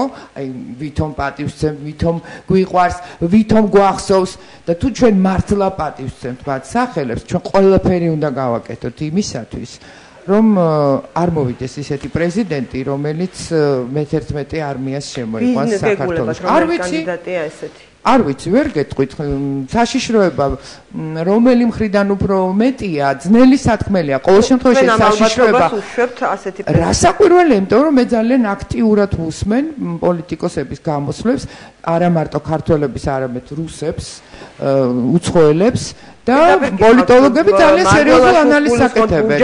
იცით რა, აი მარგველაშვილს მიუხედავად იმისა, რომ ძალიან სერიოზული ეჭვი არსებობდა და არის საერთოდ ხო ლაპარაკი, რომ დავუშვათ ქართულ ოცნებას ძალიან დიდი ზეწოლა ჰქონდა რუსეთიდან. კონკრეტულად მარგველაშვილი ჩემზე მაგალითად ისეთი რუსეთთან ასისტამის პირობას ნაკლებად ტოვებს, მაგრამ თუ იმას გავითვალისწინებთ, რომ მარგველაშვილი ტოვებს ასევე ისეთი კაცის შტაბის-პირობას, რომელსაც არ აქვს თავისი საკუთარი აზრი და ხშირად მისი პრინციპები არ ჩანს მისი პრინციპები და ის არის დამოკიდებული მარგველაშვილის ხარდამჭერები პასუხობენ მანამდე მოდით ბატონ გიას დავწყობა მივაკეთო მე არ ვიცი მაგრამ მე ვხედავ საფრთხეს რომ შესაძლოა იცით რა მე არ მშურს იმ პრეზიდენტის ვის ხელშიც საქართველოს დაბრუნდება ევრაზიის კავშირში იმიტომ რომ ვფიქრობ რომ იმას გასაქცევად ექნება ნამდვილად საქმე საქართველოს ბატონო გია ქალტონი ნათია ვფიქრობ მე-11 არმიის შემომყვანებში ეჭვმიტანილად შესაძლოა ეჭვმიტანილად ნინო ბურჯანის ასახელებდა მას ხშირად აკრიტიკებენ მისი პრორუსული პოზიციის გამო კი ბატონო საქართველოს მე პირდაპირ არავის თუ ნებას მოწევთ მას მოვიდეთ საქართველოს დღეს ყავს ის პრეზიდენტი რომელმაც უკვე შემოიყვანა მე-11 არმია თუ არა რუსეთის არმია ქვია იმას და აგერდა 25 კილომეტრში 58 არმია მე-11 არმია კიდე უფრო ნაკლები უბედურება იყო აი ეს 58 არმია არის უფრო დიდი უბედურება რომელიც აიაგერა დგას 25 კილომეტრში არის თუ არა საქართველოში ის პრეზიდენტი რომელმაც შემოიყვანა გაქრა მიკროფონის გარეშე მე-11 არმია გაცილებით ადრე შემოვიდა საქართველოში 27 ოქტომბრამდე ადრე შემოვიდა ჩვენ ასე გონია აქვს თუმ ადამიანებს რომ დღესჯერობით ის კაცი დღეს იმ სასახლეშია რომელიც ამ გაჭირებულ ქვეყანაში აი სამოადგა დედაქალაქს თავზე და დაანგრია ის უბანი და გაუბედურა რასაც აი ეს ბრწყინვალე უბანი ქვია ჩვენ ძველი თბილისის ის კაცი დღესაც იგზეს 27 რიცხვამდე იქიჯდება ეს კაცი რომელმაც 25 კილომეტრში დააყენა აქ ჯარი ესეთი მეორე რასაც აგზანებენ მე ყველაზე მეტად ის მაინტერესებს რომ ყველაზე ცუდი ჩემთვის ის არის რომ ჩვენ შედვართ აქ საზოგადოების წარმომადგენლები რა თქმა უნდა ყველას თავისი აზრი აქვს და მართლა ძნელი ადამიანს ახლა ჩვენ ამ საკში გადაათქმევინო შენ რატო უჭერ იმას ხარს უჭერს ეს მოსახლეობამ განსაზღვროს ვინ რატო უჭერს და როგორ უჭერს და რის გამო უჭერს ჩემთვის უფრო მნიშვნელოვანი იქნებოდა დამსხდარიყვნენ პირისპირ კანდიდატები და ესაუბრათ ერთმანეთთან მოსახლეობა ჩვენ საზოგადოება და იყო დებატები კანდიდატების მოდი ასე ვთქვათ კაზუისტიკურად სუფთა კანონმდებლობის თვალსაზრისით ეს დებატები იყო ესეთი გამოთქმა გაგიგია для галочки როდესაც 4 კაცს ერთად დააყენებდა მეორე დღეს კიდე 4 კაცს დააყენებ ერთად და აძლევ ერთსაათს იქა და ისაუბრეთ იმ კითხვებზე რასაც მე დაგისვა თუმცა სოფლიოში დემოკრატიულ ქვეყნებში არ ტარდება არჩევნები ისე ჩვენ ხო გვინდა დემოკრატიისკენ მივდივარ და დასავლური ღირებულებისკენ მივდივარ არ არსებობს ვერც ამერიკაში და ვერც ევროპაში ვერ მანახებ თქვენს ქვეყანას სადაც არჩევნების წინ არ ჯდებიან და ხანდახან ეს არის რა ქვია სამეტაპად ეს არჩევნები იმიტომ რომ თემებიც არის სოციალურ თემებზე ერთი დღე, მეორე დღე არის თქვა პოლიტიკურ საერთო პოლიტიკურ საკითხებზე და ასე შემდეგ. და ჩვენთან სამწუხაროდ ვერ მოხერხდა ის, რომ თვითონ თუ შეიძლება რატომ აი ბატონი ვალერი ბრძანებდა რომ მარგველაშვილ ბურჯანაძეს შორის უნდა ყოფილიყო დებატები. როდესაც თქვენ საუბრობთ. ასე პრეტენზია შეიძლება ქონდეს დავით ბაქრაძეს რომ ის არის დაუშვათ დიდი მეორე კანდიდატი და მას და მარგველაშვილს შორის უნდა. რა თქმა უნდა, არ არის ეს აუცილებელი რომ მაინც-ამაინც ბურჯანაძესა და მარგველაშვილს შორის. კი ბატონო დაждდეს მარგველაშვილი და ბაქრაძე. კი ბატონო, რაზეა საუბარი, მაგრამ მოსახლეობამ დაინახოს ეს და ჩვენ კი არ ვიმსჯელოთ აქა და ჩვენ კი არ დაუპირისპირდეთ აქ ეთერში ერთმანეთს. არამედ დავსვდეთ სულ ყველანი ერთად და ერთმანეთს უთხრან და შეიძლება ესეთ რამეს ამბობს ან ერთი ან მეორე რომ თვითონ ათქვას ან გიორგი. ხო ბატონო, ასეთი დებატები უბრალოდ ბურჯანაძე არ მონაწილეობდა ამ დებატებში. არც მიიღებდა მონაწილეობას, ეს იყო ფიქცია. ეს არ არის თქვენ შეადარეთ აბა იქ რა არჩევნების როგორი დებატები ტარდება. ხალხობრივი თვალსაზრისით შეიძლება. უკაცრავად, მაგრამ როდესაც ბურჯანაძე წინ დაждდომა არ გინდა შენ რანაირად უნდა ელაპარაკო შემდეგ ობამას და იმას პუტინს. და ხომ მოუწევს საუბარი. თქვენ ფიქრობთ რომ მარგველაშვილს ეშინია ბურჯანაძის? აბა რა იყო მიზეზი მაშინ მარგველაშვილს კითხეთ რატო არ უჯდება ბურჯანაძის? მოდი ბატონ გოლდამისი გადავწყვეტილებ. თქვენ ნუ გასცემთ მარგველაშვილის მაგვრად. არა რატო ხარდამჭერები არიან და ბატონო ნამდვილად პირდაპირ გეუბნებით როდესაც ერთი თვის წინ შევთავაზეთ ჩვენმა პოლიტიკურმა ძალამ და ჩვენმა კანდიდატმა ერთი თვის წინ შესთავაზა ტელევიზორით შესთავაზა. დავსვდეთ ერთმანეთის პირისპირ და ვისაუბროთ ამაზე. ისინი არ არიან ერთმანეთის მტრები. ისინი ახლობელი ადამიანები არიან და ნუ გეშინიათ ისინი არ ამოკაწრავენ თვალებს ერთმანეთს და არ დაუწყებენ ერთმანეთს გინებას. ეშინია თუ არა გიორგი თუ შენ რა მიკროფონი სწორი მიმართულებით დაიჭირეთ და რამდენადაც მე ვიცი ფერი არ აქვს და მადა გაუშვი. თავს მარგველაშვილთან დებატებს. ბურჯანაძესთან დებატებს უფრო სწორად მარგველაშვილი. მე რაღაცა ამ დებატების კულტურა საქართველოში მაინც და მაინც არ მახსოვს და მაგალითიც არ მახსოვს მაგისი არავისგან რომ ოპოზიციასთან ისე სხვა შორის 23 კანდიდატია საქართველოში და მე მაინც და მაინც დიდ განსხვავებას ამ ძირითად კანდიდატებში ვერ ვხედავ და რა პრინციპით უნდა იყოს არჩეული არც ის მესმის. არის რაღაცა წესი რამდენადაც მე რაღაცა კვალიფიციური სუბიექტები კანონით არაკვალიფიციური სუბიექტია ბურჯანაძეო და იმიტომ ყობა იმიტომ ახან არაკვალიფიციურია იმიტომ არ მიცეს უფლება კვალიფიციურ სუბიექტად. კარგით, მაშინ მიკროფონი შეიძლება. მე მგონი თუ წესმა თუ რა. თუმცა მარგველაშვილს შეუძლია გამოიჩინოს კეთილი ნება, დაუშვათ თუ ის და რეალობიდან ამოვიდეთ. რეალობიდან და ყველასთან მზად არის რომ იდებატოს. თქვენი აზრით არის კეთილი ნება იყო, როდესაც ის გადაცა. მე მახსოვს რომ რაღაცა დებატები იყო, ეხლა 4 კაცი იდგა ეხლა რამდენად როგორ მე მახსოვს რომ ეს იყო. მე კიდე 3 კაცი იდგა ისინიც დებატობდნენ მახსოვს და ეხლა ვიცი აბა სხვანაირად როგორ თქვენ არ გაურბის თქვენი კანდიდატი დებატებში რატო უნდა გაურბოდეს კარგით ბატონ ვალერის აქვს რეპლიკა და შემდეგ ხალხი ნირმასთან მექნება ძალიან მოკლედ საზოგადოება ელოდება სერიოზულ პაექრობას საგნობრივს ის არ იყო სერიოზული ბატონ ვალერი საზოგადოებრივ არხზე რაც იყო ის არ იყო საგნობრივი ნაკლებს თამბეჭდავი იყო ძალიან რბილად ვამბობ ნაკლებ აქტუალური და არ ქონდა ის სიმძაფრე რა სიმძაფრეც ექნება მარგველაშვილისა და ბურჯანაძის პაექრობას დარწმუნებული ვარ ამაში ეს იქნება ღირებულებითი გამოსვლა ეს იქნება პროგრამების წარდგენა მე სულ არ გამორიცხავ ბაქრაძის მონაწილეობასაც მაგრამ ხომ აქვს ჩემი აზრი არა დამიჯერეთ რა არაფერს არ ვერჩი ბატონო ამჟავია შეგიძლია ჟავია დაასახელოთ მე ვასახელ მე მიმაჩნია რომ დღეს თუ რეალობაზე ბრძანებდი წეღან რეალურად საქართველოს და არა მარტო საქართველოს ელოდება მარგველაშვილისა და ბურჯანაძის პაექრობა. ამას შეიძლება და თქვენ მიგაჩნიათ ეგრე, მაგრამ მე არ მიმაჩნია ესე და საზოგადოების სახელით მოლაპარაკო. აბი არ ლაპარაკო. საქართველოს საზოგადოებას რა მიაჩნია ამას 27-ში ვნახავთ. მე ვნახავთ ნათლა. თქვენ ბევრჯერ გითქვამთ, ადრეც ვნახავთ და მე გვინახავს, ესე არ გმოხთ არა ბევრი რამ. ძალიან ბევრი. მაგალითად. ძალიან ბევრი რამ. ნუ მაგალითად, კონკრეტული მაგალითი. მიშა წადიო ბევრჯერ გითქვამთ. წავიდის, არა, როდის? თუ ვადებსაც ასახელეთ. ეს მურაბა წაიღო და კამპოტის რა. არა, ვადებსაც ასახელეთ და დამთავრებულიაო და არ იყო დამთავრებული. ამიტომ არ გვინდა ახლა მე გავიხსენებ მაგალითებს. მე გეუბნები თქვენ რეალობაზე ბრძანებით, ისი ჩემი დამოკიდებულება პირადად და ჩვენ. არ მაგას არავითარი მნიშვნელობა არ აქვს საკითხზე რაზეც ლაპარაკობ. კი, მაგრამ იმ საკითხზე რაზეც ლაპარაკობ. იმ საკითხზე მე თქვენ გეუბნებით, თქვენ ამბობთ ახლა რეალობის შესახებ, ხო? რეალობა. ხო. ის რეალობა, რასაც ჩვენ ხედავთ, რასაც ჩვენ ვისმენთ, გამოხატავს საზოგადოების გარკვეული ნაწილის ნებას. წყაროსთან სასაკოლი არც თქვენ გაქვთ უფლება საზოგადოების სახელით, ნამდვილად არ გაქვთ უფლება, თქვენი აზრი შეგიძლიათ გამოთქვათ და წყაროსთან, იმ წყაროს გულის, რომელსაც ბატონი გივი ბერიკაშვილი გულისხმობდა და თქვენ იცით რა წყაროზეა ლაპარაკი. ხო, ვიცი. ყოფილხართ ალბათ, ხო? არ ყოფილი. ასე წყაროებთან თუ არ ყოფილხართ, გასწავლით ბატონი გივი, სად არის ეს წყაროები, რომელ რაიონებშია, რომელ ქალაქებშია და ასე შემდეგ. მე მიმაჩნია რომ საზოგადოება ელოდება ამას, მაგრამ ეს მე მიმაჩნია და უსმენ ამ ხალხს ათასობით ადამიანს. შეიძლება სხვაგვარად მიაჩნია. მადლობა. ქალტონ ირმას მინდა მივცეთ სიტყვა ქალტონ ირმა. ბურჯანაძე თვლის რომ ის არის ერთ-ერთი კი არა და მთავარი კონკურენტი მარგველაშვილის და მეორე ტურშიც ისინი იბრძოლებენ.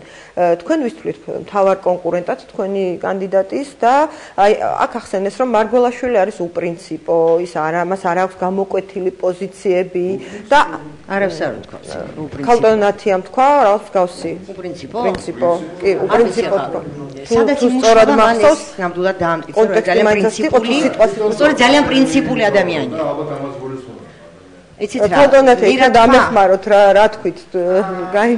მე უბრალოდ ვიგულისხმე ის რომ რა იგულისხმეთ? ნაკლებად ვგრძნობ ხოლმე რომ ის საკუთარ აზრს გამო თქვამს ამა თუ იმ მოვლენებთან დაკავშირებით პოზიციას არის და ანუ მე ვისურვებდი რომ საერთოდ პოლიტიკოსი იყოს ძალიან სწრაფად რეაგირებდეს სხვადასხვა მოვლენებზე და ჰქონდეს საკუთარი თუნდაც ისეთი აზრი რომელსაც მე არ ვიზიარებ მაგრამ ვგრძნობდი რომ ეს მისია საკუთარი მას შემდეგაც ბატონმა გიორგიმ ბრძანა რომ პლასტელინი ვითვარო იხუმრა მან რა თქმა უნდა სადაც მიმაგრდა ინფორმაცია ხო რა თქმა უნდა ამ თემას ხშირად ვსაუბრობ ხალხს არ აქვს თავისი პოზიცია ლაპარაკი ხო ნუ შემაწყვეტინებთ მაშინ ბოლოს მე 2 სიტყვას ვიტყვი მიმაჩნია რომ ზოგჯერ უნდა იყო მართლაც გუნდური ან სხვისი აზრის გამზიარებელი არ უნდა იყო ხისტი არ უნდა იყო ჯიუტი არ უნდა იყო თავკერძა აი ამ თვისებებმა რა მოგვიტანა ქალბატონათი 10 წლის განმავლობაში ჩვენ ყველამ ვნახეთ ხო ერთპიროვნული გადაწყვეტილებები არაბის არ გაუწიო ანგარიში აი როგორც მოგინდება უცებ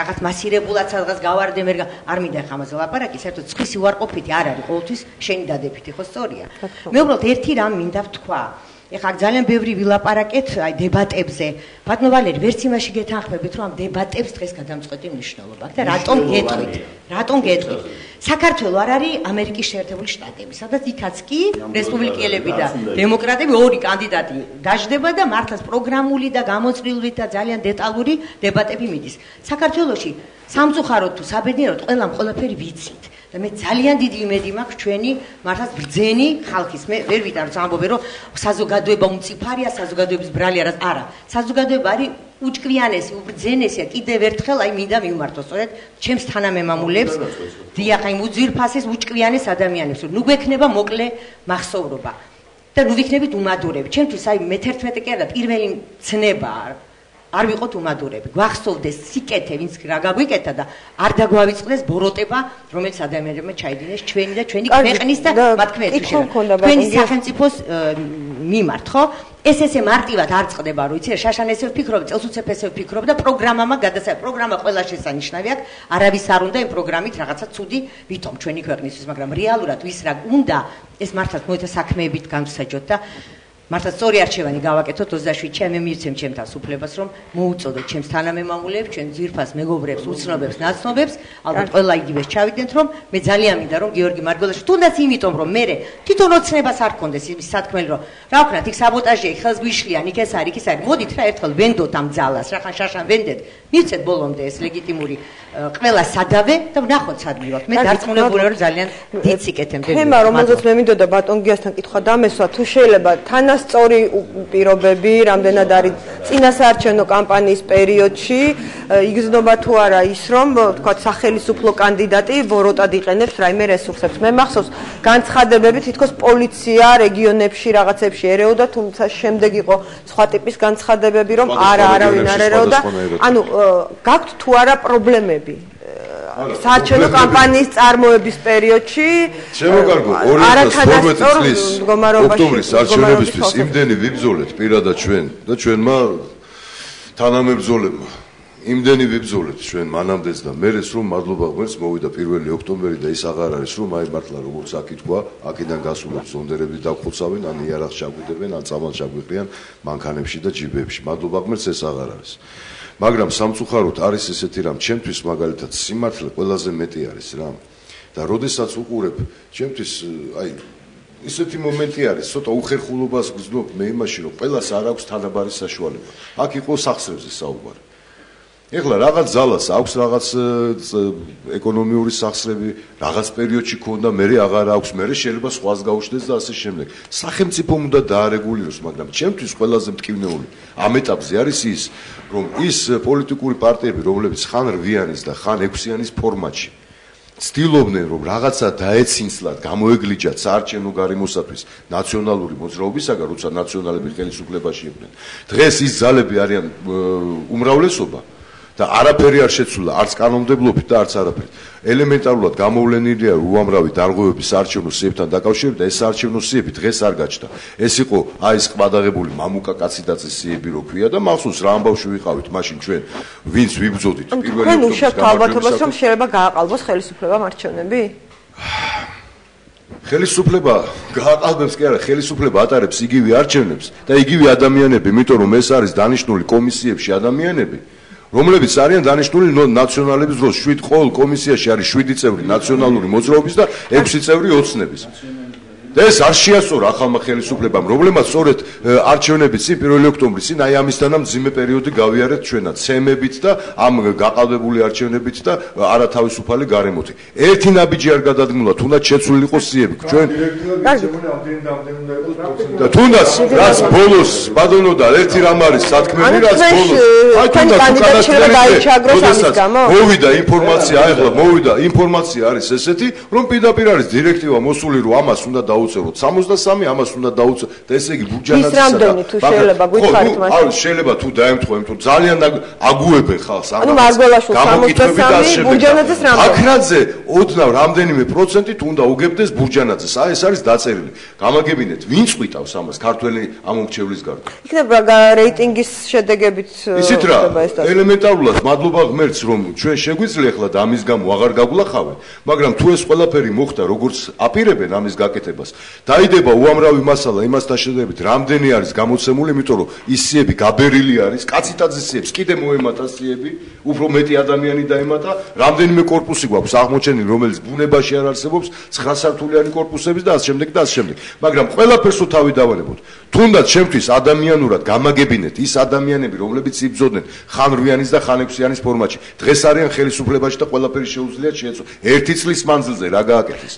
ამიტომ არის ჩემთვის ეს მიუღებელი და წინასწარ არის ეს გაყალბებული არჩევნები. ჩემ და სამწუხაროდ ამ გაყალბებაში ერთად არიან ის, ვინც ამას აკეთებდა, ვინც ეს კანონმდებლობა შექმნა და ის ადამიანები, რომლებმაც ერთი ნაბიჯიც არ გააკეთეს იმისთვის, რომ ეს საზიზღარი არა თანაბარი საარჩევნო გარემო რამენაირად გაეკეთილშობინა. ბატონ გოგა, თუ შეიძლება თქვენ დაგისვათ ამასთან დაკავშირებით კითხვას, რატომ არ შეცვალა ახალმა ხელისუფლებამ საარჩევნო კოდექსის საარჩევნო სიტუაცია? ამაზე არაერთხელ იყო საუბარი, რომ ერთი წელია უკვე რაც ის ხელისუფლებაში არის, თუმცა არაფერი არ შეცვლილა. მე ამას უკომენტარო დავთვალებ, იმიტომ რომ არ ვიცი და რაც თავარია, მინდა ეგერ ჩემ კოლეგას იქნება ბატონ თემურის, რომელსაც ძალიან დიდ პატივს ვცემ ბჟავიას, ნამდვილად მის მხარდამჭერსაც მივცეთ შესაძლებლობა ერთი სიტყვა მაინც და არც ერთი სიტყვა არ უთქვია და იქნება მივცეთ შესაძლებლობა. აუცილებლად უბრალოდ ამ კითხვაზე მაინტერესებს თქვენი პასუხი, წინასწარ გაყალბებული არჩევნები, აი აქ თქვა ბატონმა გიაბურჯანაძე. ამას კომენტარს დავტოვებ. ბატონო? გამორიცხავთ არჩევნების გაყალბებას? ნუ ეხლა მიკროფონი მე ვერ ხედავ ამის მიზანს და ვერ ხედავ ამის წინაპირობას ვერანაერს. ხა ნუ ამ ქვეყანაში შეუძლებელია რომ როგორ ვკითხეთ იმაში გამორიცხავ. მე ვერ ხედავ ამის ვერც მიზანს, ვერც საბაბს, ვერც თემას. მე ვფიქრობ რომ ამაზე ლაპარაკობს ის ძალები, ვისაც საკუთარი თავის რწმენა არ აქვს. თუმცა ბიძიაიანიშვილმა განაცხადა, რომ გუშინ, რომ ბაქრაძე იქნება სავარაუდოდ მეორე ადგილზე და არა ბურჯანაძე. თქვენ როგორ ფიქრობთ, რომელს უფრო მეტი შანსები აქვს? მე არ ვიცი ახლა ვის უფრო მეტი შანსები აქვს, მართალი გითხრათ, ჩემი აზრით არც ერთს აქვს შანსები და არც მეორეს. თუმცა მეორე ადგილზე გასვლის განსაკუთრებული. ახლა რაც შეეხება ამ მეორე რაღაცა პათოლოგია არის ამ მეორე ადგილი საქართველოში, ჩემს გაუგებარია. მეორე ადგილი მსოფლიო ჩემპიონატზე ჭიდაობაში და კალათბურთში გამიგია და ეხლა აქ პოლიტიკაში, როდესაც ერთ კაცს ირჩევენ მეორე ადგილი, რას ნიშნავს, მე არ ვიცი. თვით დამკვიდრებისთვის ალბათ, იმიტომაც იბძვიან ამისთვის, რომ თვით დამკვიდრებისთვის იბძვიან მეორე ადგილისთვის. თორე ისე გაუგებარია, ერთ პრეზიდენტს ირჩევენ, ეხლა ვიცე-პრეზიდენტსაც რო ირჩევდნენ და ან სათადარიგო პრეზიდენტს რო ირჩევდნენ, მაშინ გასაგები იქნებოდა. კარგი, დიდი მადლობა. რეპლიკა ამასთან დაკავშირებით და შემდეგ მაშინ დავაკონკრეტებ ამას. ამაზე არის ლაპარაკი, რომ ნაციონალური მოძრაობა უნდა დარჩეს მეორე ძალად. ხელისუფლებაში. აი ამაზეა საუბარი. ეგეც წყაროზე ლაპარაკობენ ამას? არა, წყაროზე არ ლაპარაკობენ. ამას ლაპარაკობს კოალიციის ლიდერები. პირდაპირ ვამბობ, ბერძენიშვილი, ლევან ბერძენიშვილი მას არაერთხელ განაცხადა, რომ ჩვენთვის უფრო კომფორტული იქნება თუ ბაქრაძე იქნება მეორე ადგილზე ვიდრე ბურჯანაძე, ჩვენ არ ვაპირებთ რომ მეორე ადგილზე გავიდეთ, იმიტომ რომ ჩვენთვის ერთი და იგივე იქნება. პირველ ადგილზე და მეორე ადგილზე თუ ისინი იქნება, მაგრამ ეს სხვა თემა არის. ასევე უსუფაშვილმა რომელმაც თქვა, რომ ქართული დემოკრატიის უმთავრესი ნიშანი არის გადავარჩინოთ ნაციონალური მოძრაობა. აი ამიტომ ვფიქრობ ჩვენ რომ გაყალბებისთვის ჩვენ არა ვართ ხელისუფლებაში და ბერკეტები არა გვაქვს. გაყალბების ბერკეტები აქვს იმ პარტიებს, რომლებიც არიან ხელისუფლებაში და ხელისუფლებაში დღეს მოგეხსენებათ ვინ არიან კოალიცია და ნაციონალური უკაცრავად მაპატიძე. თეიმურაზ მჟავიას წარმომადგენელს ჩვენ ბევრ უკაცრავად გოგილ ორთიფანიძე შემეშალა როგორც ჩანს. თქვენს კანდიდატზე რას გვეტყვით და აი არ ვიცი გულწრფელად გეტყვით თქვენმა მეორე კოლეგამ თავიდანვე ისე ისაუბრა შანსებთან დაკავშირებით და განაცხადა რომ ეს პრინციპში ტრიბუნაა მხოლოდ თქვენთვის ეს წინასაარჩევნო კამპანია რომ ბევრი კითხვა ამიტომაც აღარ გამჩენია მაგრამ მაინც მინდა კითხოთ თქვენ რამდენად თვლით რომ არის ნორმალური საარჩევნო გარემო ნორმალურ ვითარებაში გიწევთ მუშაობა და კამპანიის წარმართვა თუ შეიძლება დიდი მადლობა რაც შეეხება საარჩევნო გარემოს საარჩევნო გარემო არ შეცვლება რაც იყო რეალობა, აქ შეიცვალა უბრალოდ მიდგომა შეიცვალა, საკითხეთ ორი ის მახინჯის სისტემა რაც იყო ორი ნაციონალებს დატოვებული, იგივე დარჩა. არაფერი ცვლილება. რატო უარესდა კონკრეტულად ბატონ ნოდარისგან?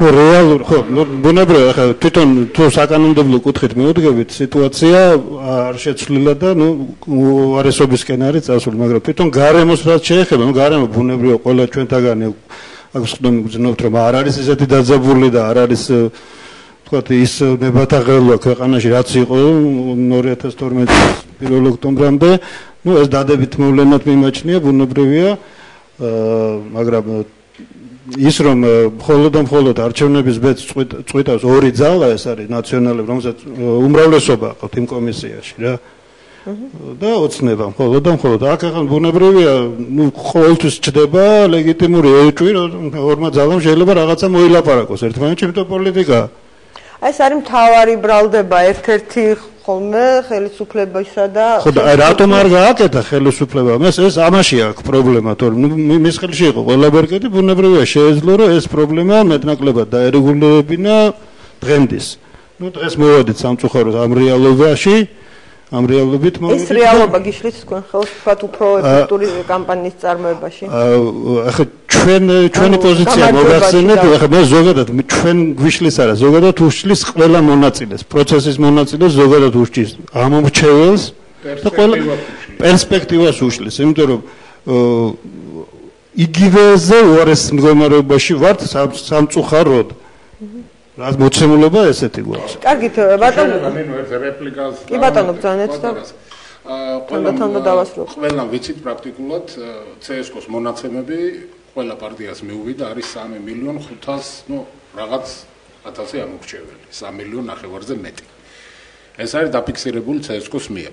რამდენიმე ხნის წინ გამოცემული კანონ პროექტი, უпроსტად ეს არის მომზადებული რეგიონალური განვითარების სამინისტროს მიერ და არის მთავრობის სახელით გამოსული, რომელსაც აწევს ვაჭურის მინისტრის და ბატონი ბიძინაც ხელს, სადაც დაფიქსირებულია, რომ იქ გათვლილი ადგილობრივ თვითმმართველობებზე და რაღაც თელის პროცესი რაც თავისთავად სადაც არის დაფიქსირებული, რომ საქართველოში არის 2.5 მილიონი ამორჩეველი. ეს მილიონი არ არის შეიძლება ამას თქواس ვიღაცამ რომ ეს არის აპიჩატკან რაღაც ბეჭდვითი შეცდომა. ეს არ არის ბეჭდვითი შეცდომა. ეს არის წინასწარ გაყალბებული უკვე. ეს მილიონი ხმა სადღაც ჰაერიდან არც მოსულა და არც გაკრება. დიახ მილიონში არის სხვაობა. 2 მილიონი. ანუ სერიოზული ეჭვებია გაყალბებასთან დაკავშირებით. ბოლო ერთ თვეში 30000 ხმა რომ მიიღო ნაციონალურმა მოძრაობამ. ამაზე არ ფიქრობთ? ერთ თვეში რამდენ მოქალაქეს მისცა თურქეთის სახელმწიფოს მოქალაქეებს ერთ თვეში 30000 არის 1%. აგრეთულები არიან, თვისუფლები. აი, მაგდენ დეტალები არ არის, ვთქვით, გავაკეთე. კარგით, ბატონო გოგა, ერთ კითხვას დაგისვავთ კიდე და შემდეგ ხვებსთან ბოლო რეპლიკები უნდა დავასრულოთ. ძალიან ხშირად არის ხოლმე ბრალდებები, აქაც გაისმა, რომ ნაციონალები და ოცნება რიგდებიან იმისათვის, რომ გაინაწილონ პირველ მეორე ადგილები და ყველაზე კომფორტული ოპოზიცია ოცნებისთვის არის ნაციონალური მოძრაობა. აი ამაზე რა სიტყვით ამ მოსაზრებაზე? ჩემი აზრით, მე არ მესმის ამის უკან რა დგას.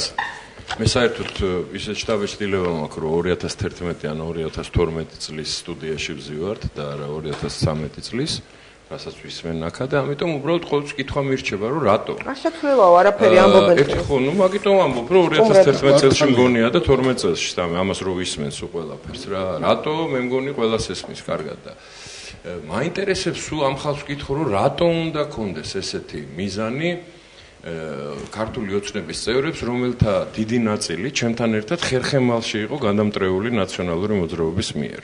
პირდაპირ სიტყვის გაგებით. ხერხემალში გვამტრევდნენ, ოჯახებს გვიუბედურებდნენ, ციხეებში ამწყდებდნენ ჩვენ მეგობრებს, გლეწავდნენ, რატო უნდა უნდოდეს მაგალითად ლევან ბერძენიშვილს. ან რატომ უნდა უნდოდეს მაგალითად ირაკლი ტრიპოლსკის. ან რატომ უნდა უნდოდეს ეკა ბესელიას მაგალითად, ყველაზე ნათელი მაგალითი, თუ ვინმე აქედან ამიხსნის, რომ შეინარჩუნოს ნაციონალური მოძრაობა გაიყვანოს მეორე ადგილზე, გააправოს, გაალევოს, თუ ვინმე ერთ ჭკვად ყოფილი კაცი აღმოჩნდება, რომელიც ამიხსნის ეს ბესელიას. რატო უნდა? რატო ახლა თქმა ყველაფერში რა ამიხსნას? რატო უნდა ეკა ბესელიას ნაციონალური მოძრაობა შეინარჩუნოს? საინტერესოა, ძალიან მოკლედ თუ შეიძლება, რატომ უნდა? სისტემა სჭირდება. რაში სჭირდება? ანუ ძალიან კომფორტულია მათთვის, ვინც თქვენ დაასახელეთ გოგა, ნაციონალებთან ურთიერთობა, იმიტომ რომ მუდმივად შეუძლიათ აპელირება იმაზე, რომ თქვენ ხართ სისხლიანი რეჟიმის წარმომადგენლები, თქვენ ხართ ესეთები, თქვენ ხართ ესეთები, თქვენ ხართ ესეთები. ესე იგი თქვენი ლოგიკით, კაცი ჭამია რო გვერდზე გიზის, ბევრად უფრო კომფორტულია ვიდრე წესერი ადამიანი რო დაგიჭდება. ეს არის ლოგიკა? მხოლოდ იმიტომ არიან იმისკენ, რა ქვია, იმათკენ, ვინც იხსნედან ჩემის აზრით ჭამიებისკენ, რომ კომფორტულია. ლოგიკა, მაშინ ზოოპარკში ჩავატაროთ არჩევნები. იქ უფრო იქნება პოლიტიკური სერიოზული ლოგიკაა, რომ ძალიან უნდათ რომ გვერდზე იჯდნენ ისინი, ვინც მაგათ სისხლს წოვდნენ მთლიან წლების განმავლობაში. სერიოზული ლოგიკაა ძალიან. და მე ვფიქრობ, რომ ამას წყალი არ გაუვარა, რასაც თქვენ ლაპარაკობთ ახლა და ბუნებრივია, რომ ესენი ყველანი მოწადინებული არიან, რომ ნაციონალური მოძრაობა საერთოდ პირველ ადგილზე გავიდეს. და ეს არის დიდი შეთქმულება და მე არ გველაშვილი უდგას ამას სათავეში და 27-ში ჩვენ ვნახავთ, გავიღვიძებ და აღმოჩნდება, რომ ნაციონალურმა მოძრაობამ მოიგო. მეორე ადგილზე გავიდა ბურჯანაძე, მესამე ადგილზე გავიდა შალვა ნათელაშვილი და მეოთხეზე გავა ქართული ოცნება. იმიტომ რომ ისინი არაკომფორტულად გრძნობენ თავს საკუთარ გარემოცვაში. ეს არის ძალიან სერიოზული ლოგიკა. შეიძლება ბატონ თეიმურას, ნათიას ლოგიკა, ქალტონ მაგდას, ბატონ ვალერის და უნდა დავასრულოთ. კონკურენცია არასდროს არ არის თანაბარ პირობებში. სოფლიო ჩემპიონატში ფერფლით რომ ეხლა საარჩევნო გარემო არის გაყალბებისკენ, გაყალბების ეჭვებს ტოვებს და შეიძლება გაყალბდეს არჩევნები? არ ვიცი, ამაზე ინფორმაცია არ მაქვს, მაგრამ იმდენად დიდი ძალებია ჩართული ყველა მხრიდან, რომ ძალიან აი ამავე დროს საერთაშორისო ყურადღება ძალიან დიდია ამ არჩევნების მიმართ. მე ვფიქრობ, რომ ყველა მომრჩეველი თავის საყვარელ პარტიას და უბრუნდება, ყველა თავის ასე ვთქვათ, ხსენებს და ასე შემდეგ, ну, საკმაოდ სერიოზული აი ესეთი მრავალპარტიული ისა გვაქვს ახლა არჩევანი, ძალიან ჭრელია ეს ყველაფერი.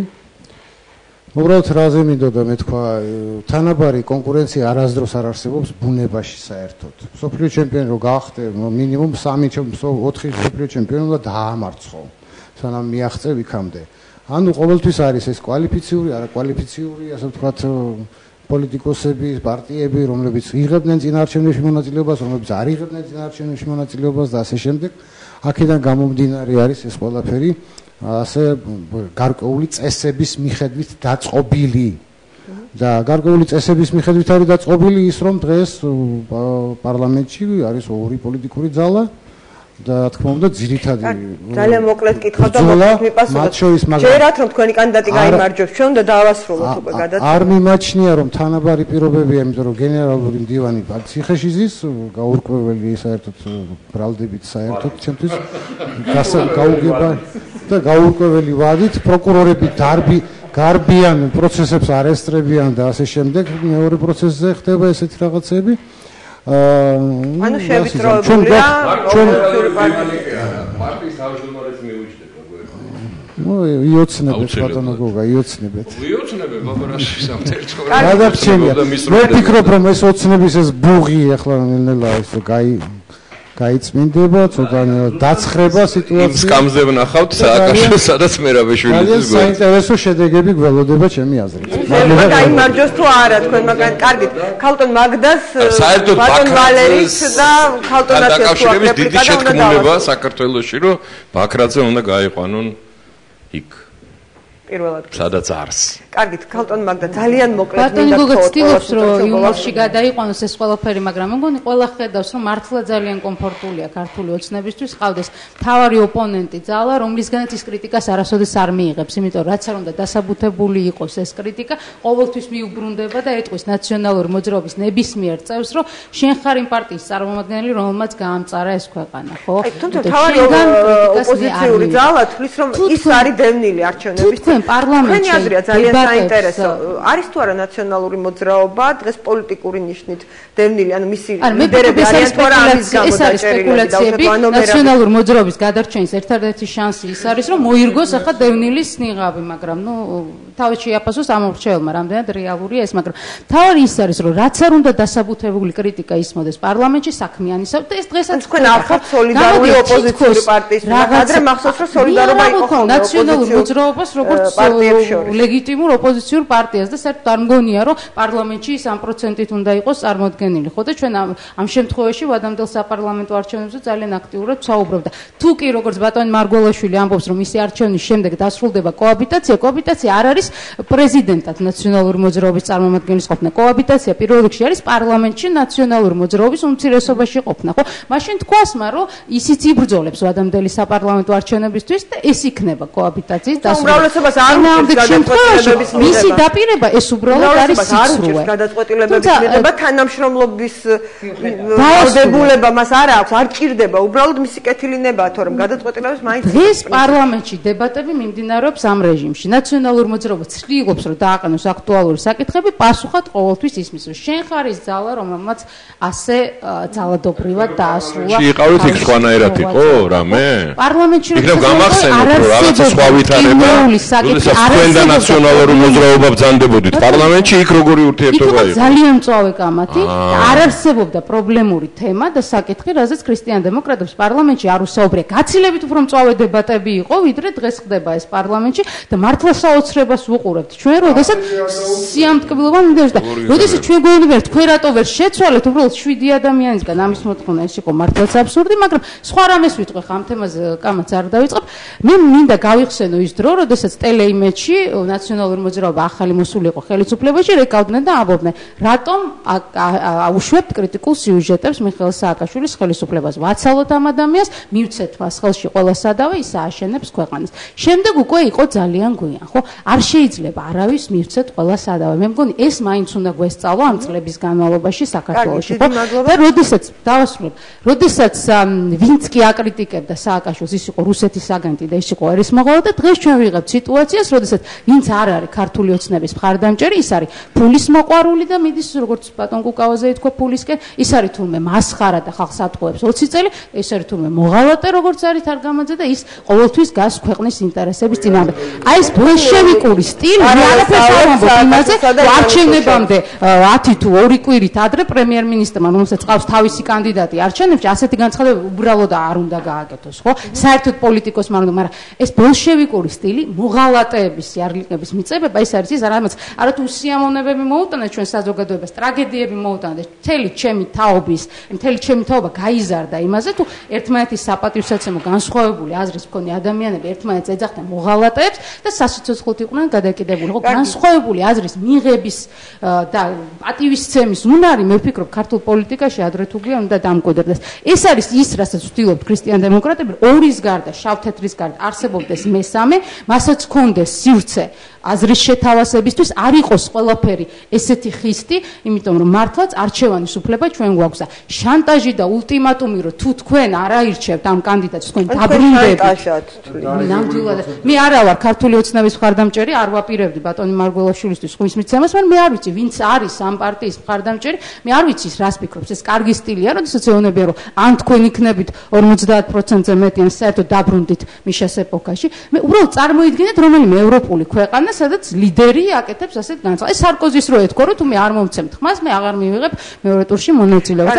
არის მერკელს აი სხვა სისტემა არჩევით, მაგრამ ასეთი იმით რომ გამოვიდეს განცხადებით რომელიმე ლიდერი. ნათიას უნდა მივცეთ სიტყვა, ბატონ ვალერისთან უნდა დავასრულო. ქალტონეებმა პრინციპში რა სიტყვით იმ კომენტარზე რომ ბიძინა ივანიშვილმა ბოლო პერიოდში ახსენა მოღალატეების თემა. მას ამ სიტყვაზე ძალიან ძაფრი რეაქცია აქვს ხოლმე თვითონ, მაგრამ აი სხვებს უწოდა. რადგან სხვაობაა სააკაშვილის მიერ მოღალატეების ძახებასა და ივანიშვილის მიერ მოღალატეების ძახებასა. არა, იგივე ნამდვილად არ არის. მე ვაპირებ. რაიმე სხვა კონტექსტია უფრო. ბატონი ბიძინას ტექსტის არც გამართლებას მას საჭირდება აბსოლუტურად, ჩემგან არც გამართლება, არც გამტყუნება, ეს მიწეღამ თქვი და გავიმეორებ. ქართულმა ხალხმა თვითონ გააკეთა უკვე დიდი ხანია მე მგონი უმრავლესობა ყოველ შემთხვევაში ეს კლასიფიკაციაც ეს იარლიყებიც მე მაგდას იმაშიც ვერ დავეთანხმები რომ ჩვენი თაობა ჩემიც კი არ გაზრდილა მაგდა და თქვენ ჩემზე უმცროსი ხართ ხო არც ერთი ჩვენი ახალგაზრდა იყო 90-იანი წლები როდესაც ადამიანი მოღალატეების ძახილი მოღალატეები საზოგადოება იყო გაყოფილი ორ ნაწილად გამსახურდიას მომხრეები იყვნენ მოღალატეები წლებში კი მოღალატეები და იყო აბსოლუტურად მიუღებლობა ჩემთვის 2000-იანმა ისე გადაფარა ეს ჩარეცხილები და არა 2000-იანები გამახსენდა იმასთან შედარებით ის აღარ მახსოვდა მართლა რომ გითხრათ იმიტომ ძალიან დიდი პოლარიზაცია მაშინ მოხდა სწორედ ჩარეცხილები ვიყავით ვიღაცები და ვიღაცები არ ვიყავით და ვიღაცები პრივილეგირებულები და ყველა სფეროში ასე იყო ამიტომ მოდით ამ სიტყვებს ნუ გამოვეკიდებით ქართულმა ხალხმა დიდი ხანია ყველას მიუჩინა თავისი იარლიყის თავისი სათაურის თავისი სახელის და თავისი ადგილის და რა შეიძლება იმას ვამბობ კიდე რომ აი ბატონი ბიძინა და ჩვენ პატრონი გვინდა და პატრონი პირიქით ჩვენ პატრონი კი ჩვენ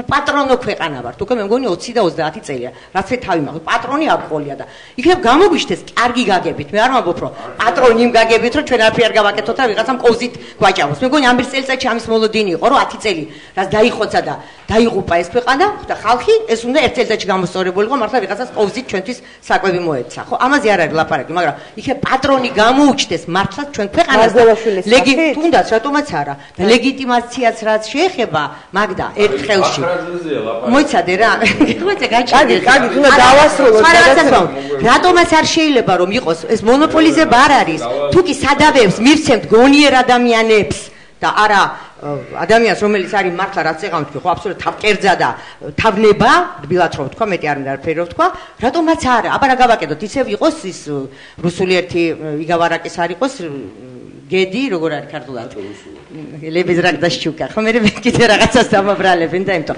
აღარ გვიდა რა რაღაცას ვიღაცა რომელიღაც ძალას ვენდოდა მაბრალების მაგალითი არის პირველ რიგში მოკლე რეპლიკა თუ შეიძლება ქალტონ ნათიას მოусმინა ბატონ ვალერისთან უნდა დავასრულოთ გადაცემა თუ გაქვთ ბოლოს თქვენი საქმელი გვითხოვთ ბოლოს მინდა ვთქვა ის რომ იცით აქ ითქვა რომ ჩვენს დაპირისპირებას და ჩვენ შეხვედრას ჯობდა დებატები ყოფილიყო კანდიდატებს შორის ერთი მეორეს არ გამორიცხავს არა მე მინდა გითხრათ დებატები მე არ მიგწნია არავით არის დაპირისპირება პირადად ეხლა აი აქ ამ სივრცეში მარტო ერთი ადამიანი გვეჩუბებოდა ბატონი გია ბურჯანაძე დანარჩენი მე დაპირისპირება არავისთან არ მიძნე და არა გვეჩუბეთ ბატონო გია არა სხვათა შორის მინახე ახალგაზრდობაში ხო მაგრამ მაინც ისე გამოვიდა მე არ მიგძნია თავი ხო არავითარ დაპირისპირებაში და მე მგონი ჩვენ უბრალოდ ვისაუბრეთ და ყველამ თავისი აზრი გამოთქვა და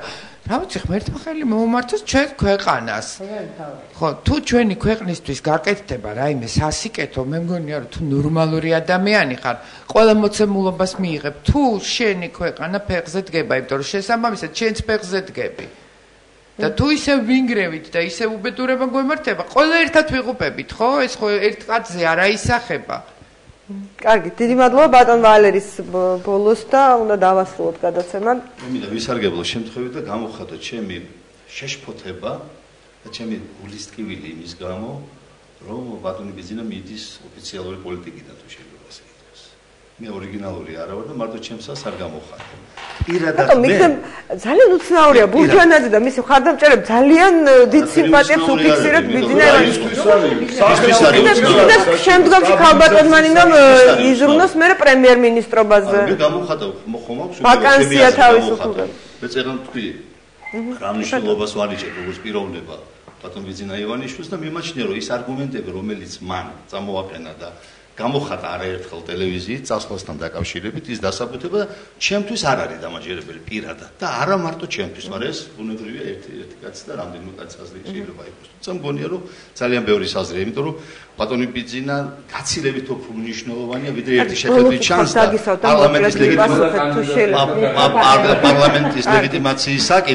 პარლამენტის ლეგიტიმაციის საკითხი, მე კიდე ცალკე დგება. მე აფისვარ რიტორიკული სადაც მან თქვა რომ ის იგებს არჩევნებს და თუ ვერ მოიგო, აუცილებლად უყალბებენ და გამოყავს ხალხი ქუჩაში. და მეორე. თქვენ რას აპირებთ იმ შემთხვევაში თუ ნინო ბურჯანაძე შალვა ნათელაშვილს ის ამბობს რომ მის ხელთ არსებული მონაცემით ის იგებს არჩევნებს და თუ ვერ იგებს, ესე იგი გაყალბებულია. თქვენ რა პოზიცია გაქვთ? ჩემი პასუხი არის აპირებთ თუ არა საპროტესტო აქციების გამართვას თუ ვერ მოიგო ქალბატონმა ნინო ბურჯანაძემ და ლაპარაკის საფუძველი არ მაქვს. მე მაქვს საფუძველი დავიჯერო ბატონი ბიძინას ნათქვამი, რომ ის ჩაატარებს ევროპულ არჩევნებს, ევროპულ დონეზე ჩაატარებს არჩევნებს. მე ამ შემთხვევაში ამონარიდი მოვიტანე ბატონი ბიძინას გამონათქვამიდან. მე ვიმოწმებ მის ნათქვამს, რომ ეს იქნება ევროპული. კარგი. დიდი მადლობა, უნდა დავასრულოთ გადაცემა. ბატონი ვალერი დაასრულებს და უნდა დავასრულოთ გადაცემა თუ გაქვს ძალიან მოკლე ევროპული დონის ეს იქნება ევროპული დონის არჩევნები. ამიტომ ამ შემთხვევაში კითხვა რიტორიკული კითხვა დაისვა. აბა თუ ყალბდება და თუ სციებში პრობლემაა როგორ სჭირდებოდესო რაღაცო არა, მე არ ვიცი ვის უნდა სჭირდებოდა, არ უნდა სჭირდებოდეს არავის გაყალბება, ზეწოლა და თავს მოხვევა რაღაც ციფრების. ეს ერთი ორგანიზაცია იქნება, მეორე, მესამე სახელმწიფო სტრუქტურა თუ სხვა. მინდა ჩატარ, ხალხი ელოდება სამართლიან არჩევნებს. და ძალიან მინდა რომ შედგეს ეს სამართლიანი არჩევნები, ხო მაგრამ ყველას ძალიან გვინდა ხალხი გამოხატავს თავის აზრს. ხალხი გამოხატავს თავის და შეუწყოთ ხელი და ნუ შეუშლით ხელს და ნუ მოახმევთ თავს. დიდი მადლობა, გადაცემა დასრულებულია. მადლობთ მონაწილეობისთვის. დიდი მადლობა ყველას, ვინც გვისმენდა. ბარიერი დაბრუნდება ეთერში პარასკევს 22 საათსა და 30 წუთზე. გემშვიდობებით მომავალ შეხვედრამდე.